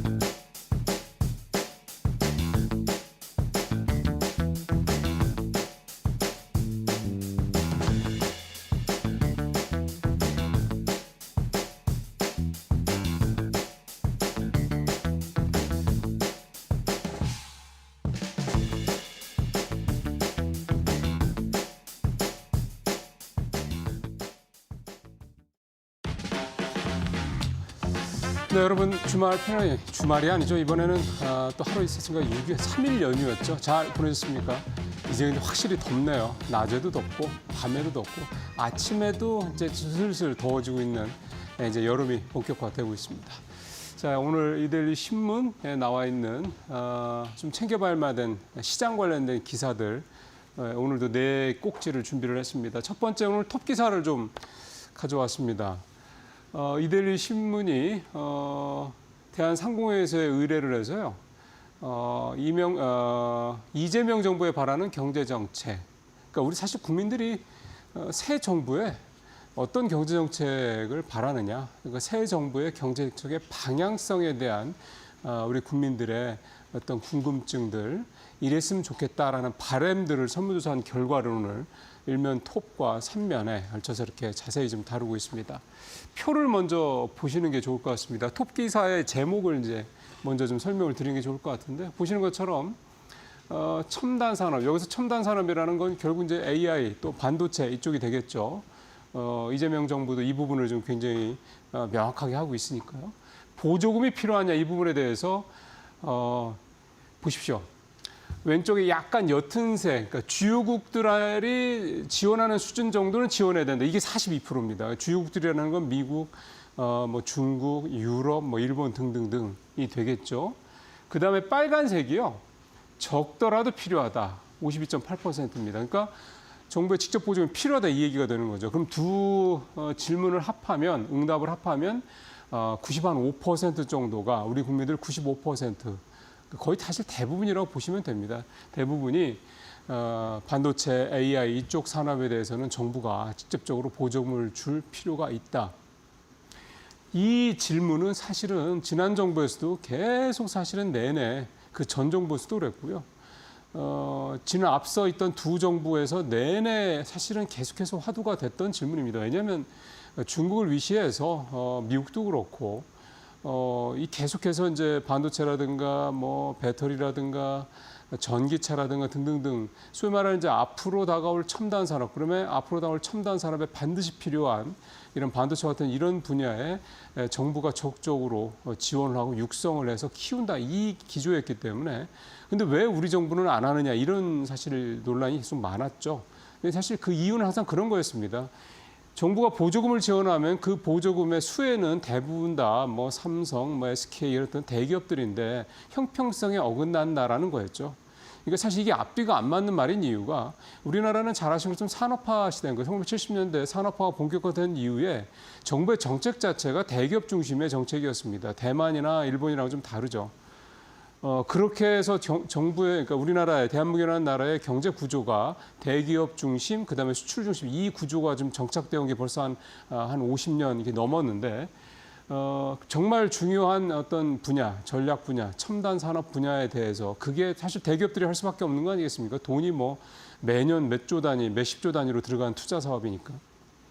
근데 그럼에도 불구하고 이쪽을 더 키우기 위해서 다른 나라들은 나라 돈을 막 써서 이렇게 육성을 하고 지원을 하고 세액공제도 해주고 그러는데 대한민국은 형평성 때문에 안 된다 이런 식의 논리였던 거죠. 좀 앞뒤가 안 맞죠. 그러다 좀 늦은 게 아니겠습니까, 우리나라가.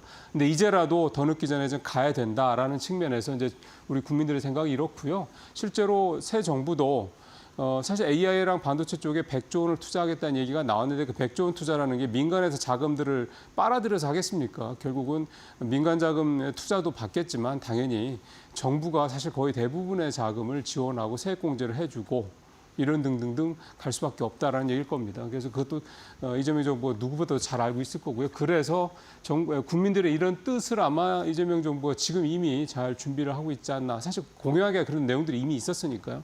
되겠고요. 그다음에 두 번째 내용을 좀 보면요. 우리 국민들이 느끼는 지금 현재 한국 경제에 대한 위기감이 상당히 좀 높은 것으로 나타났습니다. 첨단 전략 산업 관련해서 특히 중국이라든가 이런 미국이라든가 이런 해외의 어떤 위협 정도를 5점 만점으로 물어보니까 4.2점이 나왔거든요. 이걸 100점 만점으로 환산을 하면 대략 90점이 한 90점대 중반 가까이 역시 나오는 거기 때문에 우리의 주력이라고 할 수 있는 이런 반도체라든가 AI라든가 AI는 이제 주력이 되려고 하는 거고 배터리라든가 사실은 이런 첨단의 중국이 좀 워낙에 좀 굴기를 한 상황이기 때문에 우리가 사실 좀 밀리고 있는 부분들이 많은데 이런 쪽에 있어서 위협감을 또 그만큼 느끼고 있다. 그래서 이제 앞서 첫 번째 이 질문이었던 이 보조금 지원, 정부의 적극적인 지원이 반드시 필요하다라고 우리 국민 10명 중에 9분 이상이 생각하고 있다. 이게 이제 중요한 내용이었고요. 마지막으로 표가 준비됐는지 모르겠습니다만 우리 국민들이 느끼는 최우선 과제에 대해서 뭐가 될 것이냐 물어보니까 미래 성장 동력을 확보하는 것이다. 이게 77% 응답률이 나왔습니다. 전체 3분의 2가 또 넘는 거죠. 다 사실은 다 통하는 얘기들입니다.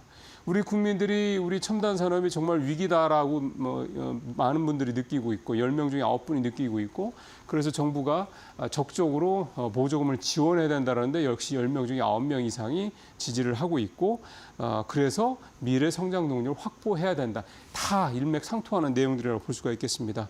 그다음에 이제 두 번째 최우선 과제는 저출생, 그다음에 생산인구 감소에 대응해야 저출산 문제 이걸 이제 대응해야 된다는 얘기고요.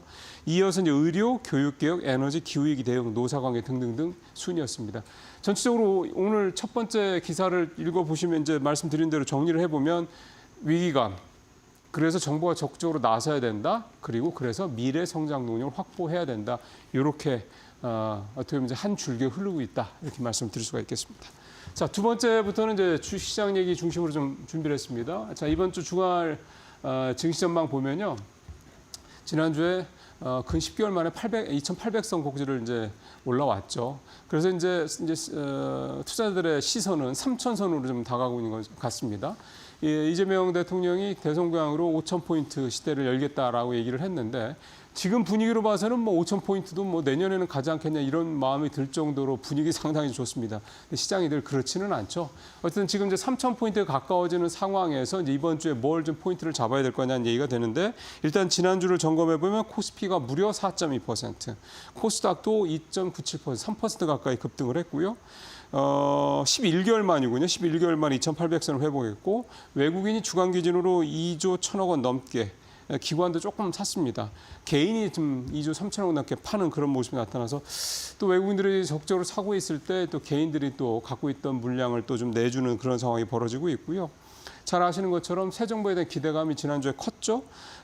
코리아 디스카운트 해소, 자본시장 관련된 개선, 그다음에 이렇게 그다음에 이제 35조 합치면입니다. 지난번 1차 추경이 13조 정도 됐으니까 2차가 20조가 넘을 거로 보여서 35조 전후에 추경에 따른 추경 편성 또 이 집행에 따른 내수 시장 회복 기대감 등등등 이런 부분들이 작용을 했고요. 여의도에서 이제 A, B, C, D, E, F라는 말이 그래서 좀 나오고 있더군요. AI, 바이오, 콘텐츠, 방산, 디펜스가 되겠죠. 에너지, 그다음에 제조업까지 이런 분야의 신정부의 성장 동력들 또 공약들을 잘 좀 지켜볼 필요가 있겠다 이런 얘기를 하고 있습니다. 이번 주에 주요 일정들 한번 또 잠깐 앞에서 뭐 마켓 포인트에서 두 앵커분이 자세히 말씀해 주셨겠습니다. 잠깐만 좀 보죠. 네, 표에 좀 나오시는 것처럼 CPI 굉장히 중요합니다. PPI도 있고요. 일단은 걱정했던 고용 지표가 분위기가 좀 예상했던 보다는 나아졌기 때문에 이번 주부터 이제 CPI 쪽으로 상황을 좀 봐야 될 것 같다. 그렇게 좀 봐야 될 것 같습니다. 근데 고용 지표도요 좀 보셔야 될 게 사실은 2달 연속 둔화되고 있습니다. 그러니까 이 부분은 일단 좀 중요하게 봐야 됩니다. 예상치가 사실은 시장의 어떤 그런 부분들 좀 반영해서 자꾸 좀 낮추거든요. 월가의 특징을 보면 그러다 보니까 그 예상치만 조금 더 나와도 이제 장이 반등하고 뭐 지수가 덜 떨어지고 이런 식의 반복이 되는데 그 사이에 계속해서 소위 말하는 이제 코어 지표들이 상황이 어떤지 좀 봐야 되는데 고용 지표 즉 비농업 부분 신규 채용은 계속 2달 연속 줄고 있다 이 부분 서서히 줄고 있기 때문에 아주 크게 문제가 되지 않는 것뿐이지 줄고 있다는 점을 감안을 하실 필요가 있겠습니다. 자, 세 번째 기사가 보죠. 건설주를 국민연금이 사고 있다 이 얘기입니다. 표를 한번 보시는 게 좋을 것 같습니다.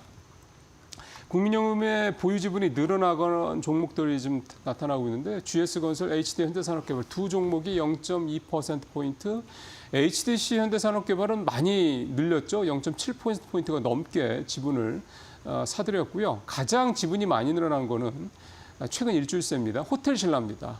지분이 무려 2%포인트나 넘게 진 거. 이거는 좀 눈에 확 띄죠. 한화엔진도 0.2%, 코스메카 코리아도 0.3%포인트 각각 지분이 좀 늘었습니다. 좀 보면 건설하고 현대산업개발 이 두 회사, 건설주가 지분이 늘어난 거는 역시 이제 새 정부 관련돼서 이제 좀 부동산 경기가 좋지 않으니까 좀 활성화되지 않겠냐. 특히 이제 내수 경기가 좀 좋아지면 결국 주택 공급도 늘어나고 등등등 뭐 이런 얘기들입니다. 어쨌든 현재 우리나라는 여전히 수도권을 중심으로 주택 공급이 부족한 상황이니까요. 그러니까 그 주택 보급률은 100%가 넘습니다. 이건 오래됐는데요. 여러 사람이 이제 주택을 갖고 있으니까 한 사람이 여러 주택을 갖고 있는 소위 말하는 다주택자들이 여전히 좀 계속 있기 때문에 서울이나 수도권 같은 경우는 이를테면 자가 점유율이 아직은 그렇게 높지는 않죠. 한 70% 정도 제가 좀 기억이 납니다만 좀 더 올라갈 수도 있고 떨어질 수 있긴 합니다만 결국 계속 30% 정도는 집을 사고 싶다는 사람이 있다라는 거니까 주택 공급이 늘어나야 된다라는 거에 대해서는 뭐 이견의 여지가 없습니다. 이제 그 부분이 과연 이제 어느 정도 수준에서 이제 공급이 되느냐 이제 이런 부분들이 되겠죠. 또 서울 시내에 또 얼마나 공급이 되느냐, 뭐 강남에 이런 데를 말할 것도 없이 이제 그렇습니다. 그런 부분들 때문에 이 건설주가 이제 좋아질 것이라는 기대감이 있고 사실은 건설 중에서 현대건설하고 DLENC 같은 경우는 이미 원전주에 편입이 돼서 주가가 많이 올랐습니다. GS건설과 HD현대산업개발은 두 회사에 비해서는 상대적으로 주가가 좀 덜 오른 편이고요. 그래서 아마 국민연금도 조금 덜 올랐기 때문에 그런 점도 감안하지 않았나 싶고요. 호텔신라 같은 경우 역시 이제 내수주 대표적인 거죠. 근데 이제 요즘에 관광객들 굉장히 많이 들어오고 있고요. 뭐 피부 미용 관광부터 시작을 해서 또 하나가 이제 7월 달에 3분기부터니까 7월 달부터 중국인 단체 관광객들에 대해서 비자 면제 조치가 이루어집니다. 이에 따른 어떤 중국 관광 수요 증가, 그다음에 한한령 해제된 기대감 그런 부분들이 좀 있고요. 여기 들어있지는 않습니다만 카지노주 같은 경우도 뭐 잠시 후에 말씀드리겠습니다만 많이 중국인 관광객들이 들어와서 돈 많이 쓰고 있다고 합니다. 그런 부분들이 반영이 되고 있겠고요. 한화엔진 조선 대표적인 기자주고 코스메카 코리아 이 화장품 중에서도 ODM 관련주 중에 하나죠. 그동안에 좀 부진했는데요. 국민연금이 좀 늘려서 주가가 좀 더 반등을 할지 좀 지켜볼 필요가 있을 것 같습니다. 자, 마지막으로 앞서 잠깐 말씀드린 이 카지노주와 그다음에 엔터주 얘기를 좀 해보도록 하겠습니다. 결국 이제 중국 관련된 부분인데 제목에서 보시는 것처럼 한한령 풀린다. 엔터와 카지노는 미리 웃었다 이해가 되는데 엔터주는 사실 올 초부터 굉장히 좀 주가가 좋습니다. 잠시 후에 이제 주가 상승률을 보시겠습니다만 깜짝 놀랄 정도로 주가가 올랐습니다. 올 1월부터 지난주까지 기준으로 봤을 때 엔터주 중에 YG가 무려 90%, SM도 근 80% 올랐죠.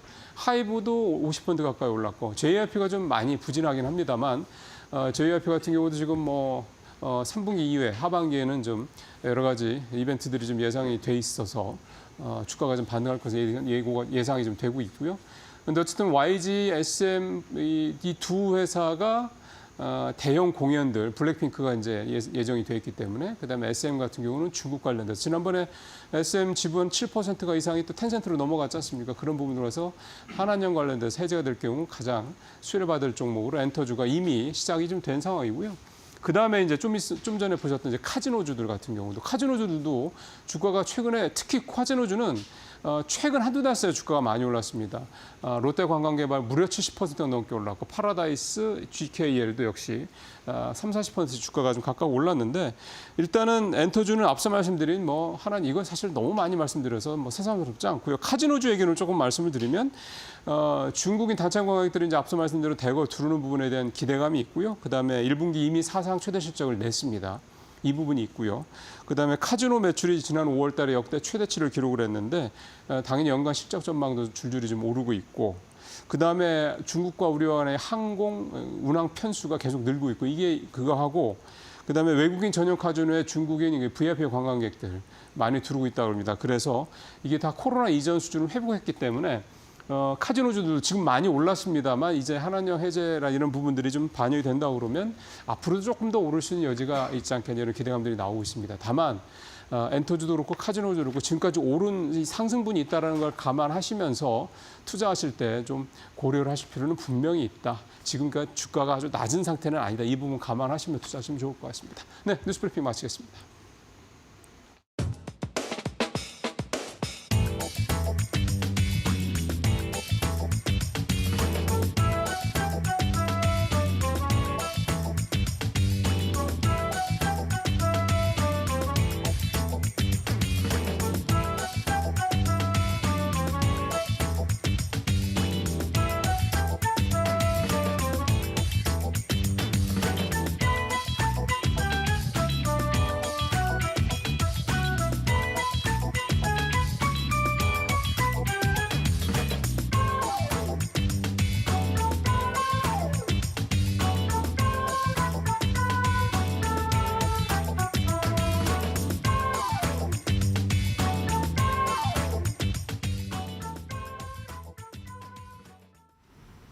네, 시장의 이슈들을 조금 더 깊이 있게 살펴보는 마켓 비하인드 시간입니다. 오늘은 마켓 비하인드 유진투자증권 서울 WM센터 김영재 이사님과 함께하겠습니다. 이사님 어서 오세요. 네, 안녕하십니까? 네. 자, 코스피가 2,800선을 돌파했습니다. 자, 이재명 대통령 취임 이후에 코스피가 단숨에 이렇게 2,800선을 돌파를 했는데 코리아 디스카운트를 탈피하기 위해서 첫 걸음을 뗐다라는 분석도 나오고 있습니다. 코스피 5천 시대를 대통령이 내거셨기 때문에 아무래도 주식시장이 바로 반응한 게 아닌가 싶거든요. 어떻게 보셨을까요? 네, 일단 사실 지난 과거 대선 직후에도 사실 한 달 정도를 보게 된다면 상당히 좀 많이 상승했던 적이 있었는데 특히 이번에는 조금 더 빨리 좀 나타난 것이 아닌가라고 보고 있는데 사실 시장에서는 보통 이제 뉴스에 파는 세론 가능성도 염두에 두신 그런 투자 전략을 많이 사용을 했었는데 이번에는 좀 그런 세론이 안 나오고 오히려 더 크게 상승하는 점이 있었다는 점에서 이것이 좀 향후에도 지수가 정말 더 크게 상승할 수 있는 어떤 계기가 될 수도 있지 않겠나 하는 그런 생각이 좀 드는 그런 지난주였다고 볼 수 있습니다. 코스피가 사실 4.2%, 근데 코스닥은 3% 상승했는데 글로벌하게도 가장 많이 이제 국내를 제외하고 많이 상승한 것이 이제 나스닥이었는데 2.2% 정도 상승했습니다. 대부분 아시아 국가, 유럽 국가들도 보합순에서 1% 정도 수준으로 상승했기 때문에 대선 결과로 새 정부가 상승한 것이 국내 상승의 가장 큰 원인이었던 것은 뭐 거의 확실하다고 보고 있고 환율 같은 경우도 사실 지금 1,360원대로 마감을 했지만 1,350원대까지 지금 갔다 왔는데 상당히 이런 것들이 외국인의 어떤 그 투자 심리도 자극했지 않나라고 보고 있습니다. 그리고 이제 사실 그 이후에 나온 거지만 어떤 미중 간의 어떤 또 대화 모드도 나타났기 때문에 전반적으로는 지금 위험자산 선호 심리가 좀 더 강해지는 그런 모습이 나타났고 유가도 보시면 2개월 만에 지금 최고치를 기록을 했는데 이것도 역시 고용지표가 예상보다 중후반부 잘 나왔고 그다음에 이제 미중 간의 어떤 시진핑과 그 트럼프 간의 어떤 통화를 보면서 좀 안도하는 랠리가 나오지 않나라고 보고 있습니다. 그리고 일단 또 중요하게 보는 것이 외국인들이 상당히 지금 많이 매수를 지난주에 했는데 코스피를 2조 1,500억 정도, 그다음에 코스닥을 3,000억 순매했어서 주간 단위로는 상당히 큰 매수세를 보였다라는 점이고 업종 보면은 지금 전기전자, 기계, 지주, 은행, 보험 서비스 업종을 순매수를 했는데 새롭게 전기전자 업종이 이제 공통적으로 순매수가 들어왔다는 게 좀 특징적이었다. 그리고 순매도는 큰 변화는 없지만 화학, 의약품, 운송, 통신 업종이 결론적으로는 이제 매도를 했는데 종목으로 보면은 역시 SK 하이닉스를 가장 많이 순매수를 했습니다. 6,900억 순매수를 했고 이제 삼성전자를 이제 순매수했다는 것이 중요한데 4,500억 정도 순매수했습니다. 그다음에 하나 에어로스페이스, 두산 에너빌리티 순으로 순매수했고 반대로 이제 양시장 통틀어서 많이 가장 순매도가 큰 금액이 어떤 740억이 이제 페트론에서 나왔는데요. 아무래도 그런 111가 다른 제약사랑 계약하는 것에 대한 그런 뭐 장중 하한가로 마감하는 그런 모습에서 그런 것들이 이제 외국인인지 이제 이것들이 CFD를 이용한 뭐 외국인이 아닐 수도 있지만 일단 뭐 표면적으로는 페트론 가장 많이 순매도했고 HM의 삼성 SDI, 삼성중공업, 현대차 순으로 순매를 했다. 일단은 SK 하이닉스가 지난달에도 순매수 1등 종목이었는데 이번 달에도 일단 순매수 1등 종목으로 유지하고 있다는 점도 좀 눈여겨보실 필요가 있다라고 볼 수 있겠습니다. 네, 이 외국인 매수 상위 종목에 SK 하이닉스와 하나 에어로스페이스가 들어갔는데 워낙에 뭐 최근에도 당연히 매수가 있었던 종목들인데 삼성전자는 좀 얘기가 다르잖아요. 네네. 좀 이 부분이 좀 삼성전자는 앞으로도 호재로 좀 작용을 할까요? 저는 사실 개인적으로 삼성전자에 대해서는 특별하게 이제 그 매수가 이제 들어왔다는 것은 어떤 패시브적인 그런 어떤 지수를 구성하는 바스켓의 일원으로 사지 않았을까 하는 그런 의구심이 좀 드는 게 지금까지 삼성전자만 독자적으로 매수를 했던 적이 거의 없기 때문입니다. 그래서 SK 하이닉스를 위주로 사되 혹시 모를 지수 상승을 위해서 삼성전자는 좀 방어적, 그러니까 바스켓을 구성해서 사는 게 아닌가라는 그런 생각을 하고 있고 이것이 사실 정말로 뭐 D램이라든지 뭐 범용 D램이라든지 아니면 뭐 스마트폰이라든지 정말 삼성전자가 잘하는 뭐 이런 것으로 매수를 했다면 상당히 이제 긍정적으로 이제 해석을 해야 될 부분이지만 그렇지 않고 이제 패시브적으로 수동적으로 기계적으로 매매를 해서 매수를 했다면 향후에도 좀 주가 상승에 대해서는 좀 지켜봐야 될 부분이 있다. 그리고 상승률 자체도 SK 하이닉스가 훨씬 더 크게 상승했다는 점도 좀 눈여겨보실 필요가 있다고 좀 보고 있습니다. 네, 상승률에도 좀 차이가 있다라고 해주셨습니다. 지난 7월 이후에 거의 11개월 만에 이렇게 2,800선을 돌파한 것인데 복합적인 요인들이 좀 작용을 한 것으로 보입니다. 그중에서도 좀 수급이 눈에 띕니다. 외국인의 대규모 매수세가 들어왔는데 이 매수세로 전환이 된 원인과 또 향후 기대 요인들을 좀 살펴보도록 할게요. 네, 일단 올해 전체적으로는 아직도 네. 외국인은 순매도 중인데요. 네. 양시장 토로서 보면은 14조 1,000억 정도를 올해 이제 순매도를 하고 있는 상황입니다. 그렇지만 이것을 5월부터 현재까지로 좀 시계열을 좀 단축해서 본다 그러면 양시장에서 지금 3조 7천억 원을 순매수 중인데요. 순매수로 전환하는 원인들이 상당히 여러 가지로 해석될 수 있겠지만 일단 뭐 국내적으로 정치적 불확실성의 해소에 따른 디스카운트가 좀 해소되었다라고 보시는 것이 좀 맞는 것 같고요. 그리고 이제 자금의 이동이 있었습니다. 지금 수년간 경기가 좋았던 미국에서부터 지금 자금이 이제 경기를 부양하고 있는 유럽이나 신흥국 쪽으로 많이 좀 이동한 것이 있었는데 이러한 점에 이제 외국인이 국내 증시도 선택한 것이 아닌가라는 점도 있고요. 그리고 이제 환율 같은 경우가 사실 뭐 1,400원대 중반에서 1,300원대 이제 중반까지 거의 100원 가까이 하락한 점도 네. 외국인의 순매 수세를 좀 자극한 요인이라고 보고 있습니다. 향후 전망에서 일단 보면 단기적인 순매수 기조는 좀 이어질 수 있다라고 보고 있는데요. 일단 과거 대선 직후 외국인이 매수를 확대한 경우에 그 흐름이 한 2에서 3개월 정도 좀 지속되는 경험이 있었습니다. 그리고 우리나라 같은 경우가 지금 코스피가 PER로 보면 9배 중반대 많이 올랐지만 그래도 9배 중반대까지 지금 올랐지만 그래도 신흥국 내에서는 저평가 매력을 보유하고 있는 그런 상황이고요. 또 이제 다가오는 6월 20일에 MSCI 이제 글로벌 시장 접근성 리뷰가 발표되는데 여기서 이제 관찰 대상국으로 지정될 경우 한 1년여 경과 뒤에 선진국 지수 편입 가능성이 생기게 되는 중요한 이벤트입니다. 근데 작년 같은 경우는 여기서 탈락된 적이 있는데 그때는 이제 공매도 관련한 개선 사항과 외국인 투자 접근성의 개선 사항이 있다고 지적을 받았는데요. 근데 올해는 3월에 지금 공매도를 전면 실시를 했고요. 또 영문 공시 의무화를 단계적으로 도입하고 있는 상황에서 이번에는 관찰 대상국에 좀 선정될 수 있는 기대감이 있는 상황이기 때문에 많이 선정된다면 외국인의 순매수 기조가 좀 더 이어질 수 있는 가능성이 높아지는 것입니다. 그리고 국내 증시 체질을 개선시킬 수 있는 주주 친화적인 증시 밸류업 정책이 지금 지속적으로 나오고 있는데 이것을 특히 그 제1여당이 된 민주당에서 강력히 추진하고 있는 점도 외국인 순매수 기조에 도움을 줄 것으로 보입니다.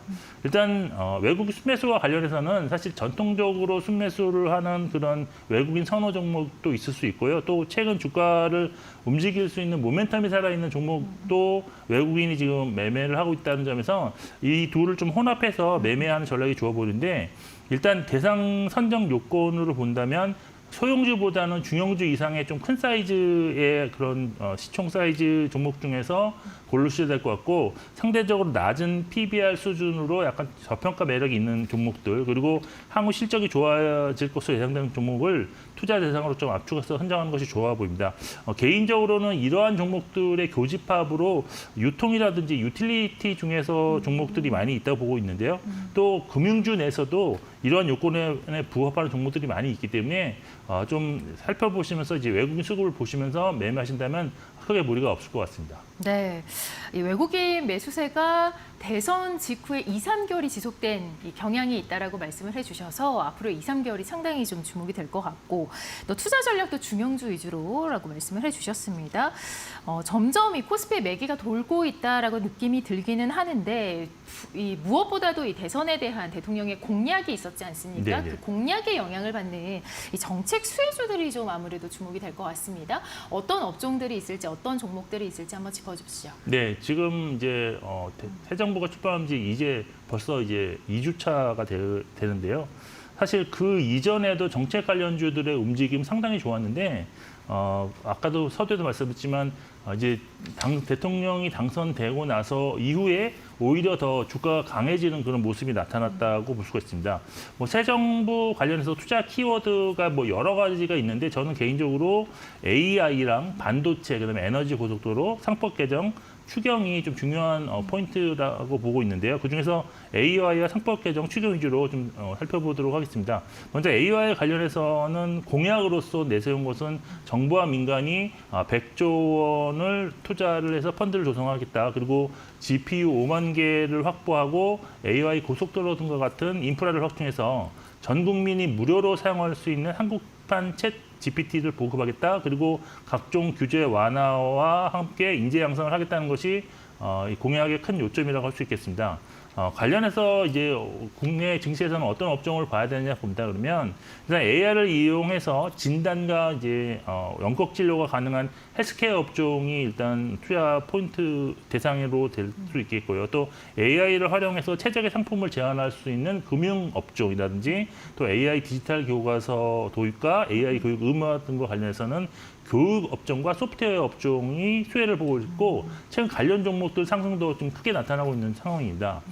그리고 이제 두 번째 중요한 상법 개정과 관련해서는 이 상법 개정의 내용의 중점적인 사안이 이사청실 의무 대상을 기존 회사에서 주주로까지 좀 확대한다는 것이고 또 감사위원을 한 명을 별도로 분리 선출하는 것과 전자주주총회 도입을 해서 투명한 의사결정 구조와 소액 주주 권리를 보호한다는 것인데요. 일단 상법 개정 기대감으로 해서 그동안 가치 대비 정말 많은 할인을 받아왔던 지주사들이 그 이전에도 상승했고 대선 이후에도 지금 크게 상승하고 있는 중으로 이런 것은 좀 주목을 아직도 좀 해보셔야 될 필요가 있을 것 같고요. 또 주주 환원이 더욱더 강화될 수 있는 은행, 증권, 보험업종도 상당히 지금 주가가 의미 있게 상승하고 있는 그런 상황입니다.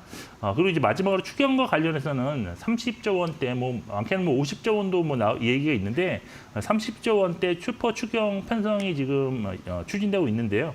사실 팬데믹 이후에 경기가 아직도 살아나지 못하고 있기 때문에 내수 경기 부양을 위한 마중물로서 신속하고 강력한 정책이 좀 필요한 시기인 것은 맞습니다. 이와 관련해서는 사실 건설업종이라든지 음식료업종, 유통업종의 수혜를 예상할 수 있는데 일단 앞서 말씀드린 어떤 정책들을 종합해서 투자 전략을 좀 정리해 본다면 우선 투자 대상을로 선정하는 그런 기준에는 대선 결과 발표 이후에 수요 업종 내에서 상승률이 좀 상대적으로 좀 강한 좀 그런 종목으로 압축해서 매매하는 전략이 좀 필요하지 않을까라고 보고 있습니다. 예를 들어서 AI 관련해서는 AI 스타트업에 투자를 많이 한 벤처들의 어떤 그 상승이 높았는데 예로 들면 미래에셋 벤처 투자가 이틀 동안에 25.7% 정도 상승을 한 바 있고요. 또 공공기관 점유율이 높은 한글과 컴퓨터 같은 경우도 8.7% 상승했고 지지사 중에서는 한화가 무려 17.5%가 이틀간 거래에서 상승했습니다. 금융사 중에서는 삼성생명이 무려 20.6% 상승했고 또 음식료에서는 롯데실성이 8.4% 상승했다는 점 참고하시면 좋을 것 같은데 이런 종목들 안에는 저 PBR이라든지 아니면 정책 수혜주도 있고 상당히 지금 상승률이 높게 나타나고 있는 종목들이 상당히 많이 있다는 점도 참고하시면 좋을 것 같습니다. 네. 네, 이 대선 이후의 업종의 어떤 상승률에 좀 주목을 해봐야 된다라고 투자 전략까지 좀 제시를 해주셨는데요. 그렇다면 이제 수주 종목들이 그러니까 수주율이 좀 급감한 조선업종 같은 경우에는 앞으로 어떤 흐름이 이어질지 좀 궁금해집니다. 5월은 좀 어떻게 보고 계실까요? 사실 조선업 같은 경우가 지금 지금 기사들이 조금 부정적인 기사들이 많이 나오고 있어서 네네. 저는 그럼 조선업종의 주가들은 조금 쉬고 있나라고 봤더니 하나오션을 제외하고는 아직도 상승 흐름이 계속 지속되고 있는 상황입니다. 신고가를 기록한 HD 현대중공업도 같은 경우도 신고가를 기록하고 있고요. 네네. 그래서 이것이 결론적으로 제가 이제 먼저 말씀드리면 어떤 수주 사이클 이런 것만 생각하셔야 될 것이 아니라 그 외에 어떤 플러스 알파적인 요인이 국내 조선 업종의 종목들을 좀 상승을 견인하고 있는 것이 아닌가라고 볼 수밖에 없는 상황입니다. 사실 이게 지금 뉴스에서도 좀 나오고 있지만 4년 뒤에 실적이 상당히 크게 저하할 수 있는 요인으로서 지금 올해 수주가 크게 좀 급감했다는 그런 보도들이 많이 나왔습니다. 사실 일단 지난해 같은 기간 대비 한 45% 정도 감소 상황인데요. 여기에다가 또 신조선가 지수 역시 1월 고점 이후에 지속적으로 하락해서 지금 한 186.69로 올해 최저 상황이라는 점도 우려를 좀 낳는 그런 상황입니다. 그런데 우리가 지금 살펴봐야 할 것이 작년이 정말 이례적으로 수주가 많았던 해라는 점인데요. 이것을 이제 그 직전 연도의 2023년으로 비교해 보면 거의 1.5배 수준으로 수주를 했고 올해 그 현재 수주 잔고 수준은 평년 대비 한 10% 정도 줄어들었다는 점을 좀 참고를 하실 필요가 있습니다. 그리고 이미 지금 국내 조선사들이 4년치 일감을 확보하고 있는 상황에서 발주를 쉽게 낼 수 있는 상황은 아니다라고도 볼 수 있는 상황입니다. 또 점검해야 될 점이 이제 국내 기업들 같은 경우는 고부가 가치인 LNG 운반선과 관련해서 향후 연간 100척 정도가 꾸준히 발주가 될 것이다라고 하는 긍정적인 의견이 있는 반면에 올해부터 매년 100척씩 신규 LNG 운반선이 이제 시장에 풀리는 만큼 향후 공급강이 예상된다는 부정적인 의견도 존재하는 그런 상황입니다. 근데 저는 개인적으로 현 시점에서 어떤 의견이 맞는지는 정확하게 지금 판단할 수가 없고 그렇지만 이제 현재 조선주는 분명 이러한 상황들이 많이 반영돼 있음에도 불구하고 지금 추가적으로 상승하는 그런 원인에는 향후 이제 미중 간의 패권 싸움에서 중국산 선배 규제 관련한 반사이익이 분명히 있을 것으로 예상된다는 점과 또 미국 군함 MRO 사업과 건조 사업 기대감이 상당히 여기 주가에 녹아들어 있기 때문에 전통적인 업황에서 벗어난 재료에 반응을 하고 있다라는 점에 좀 주목하실 필요가 있을 것 같습니다. 따라서 결론적으로 본다면 아직은 달리는 말에서 내려오지 않아도 되지 않을까라고 저는 개인적으로 생각을 하고 있고요. 오히려 이제 미 군함 관련해서는 HD 현대중공업과 하나오션에 대한 관심은 좀 더 유효하지 않을까라고 보고 있는 상황입니다. 일단 투자 전략은 미국 해군 관련 종목에 대한 보유 전략을 이제 기본으로 하실 때 사실 최근에 이제 실적 시즌에 상당히 좀 반응하는 율이 상당히 괜찮습니다. 지금 조선 주들이. 그래서 올해 실적 개선세는 지속될 수가 있기 때문에 실적 발표 전후로 단기적인 조선주 매매 전략을 집중하시는 것도 나쁘지 않은 선택이라고 저는 개인적으로 판단을 하고 있습니다. 네, 그래도 긍정적으로 좀 봐주신 것 같습니다. 자, 이 시점에서는 이제 단기 급등에 좀 대응을 해야 될지 아니면은 향후 이 정부의 정책이 나왔을 때 이 부분을 확인한 다음에 중장기적으로 좀 대응을 해야 될지에 대한 고민이 있을 것 같아요. 좀 특히 이번 주 투자 전략은 좀 어떻게 보실까요? 네, 이번 주는 사실 코스피가 단기간에 200포인트가 넘게 상승을 했습니다. 그래서 분명히 지금 부담이 있는 것은 맞는데 그렇지만 이번 상승의 주역이었던 외국인들이 어떤 행보를 보이는지에 따라서는 이것이 이제 위로 가든지 아래로 가든지 방향성을 결정할 수 있다는 점에서 좀 주목을 해 보실 필요가 있고 이번 주 주요 이벤트가 이 2차 미중 무역회담이 주 초반 증시에 영향을 줄 수 있다고 보고 있고요. 또 이후에 5월 미국 소비자 물가지수와 또 코스피 200과 코스닥 150 구성 종목 정기 변경도 주목해야 될 이벤트라고 보고 있습니다. 일단 투자자 여러분들이 염두에 두셔야 할 점은 기술적으로 볼 때 지금 코스피, 코스닥 모두 중기 상승 추세에 다시 확실하게 진입을 했다는 점인데요. 따라서 큰 악재만 없다면 추세 상승 흐름은 이어질 확률이 높다는 점도 항상 염두에 두실 필요가 있습니다. 따라서 상승 시 추격 매수는 좀 부담스러울 수 있지만 눌림목 조정 시에는 주식 비중을 좀 확대하는 그런 전략으로 대응하시는 것이 좋다고 보고 있고요. 관심 업종으로는 반도체, 원자력, AI, 소프트웨어 그리고 조선업 정도로 압축하는 전략도 나쁘지 않을 것 같습니다. 네, 추세 상승이라는 게 정말 이 국내 투자자분들에게는 단비 같은 소식이 아닐까 싶습니다.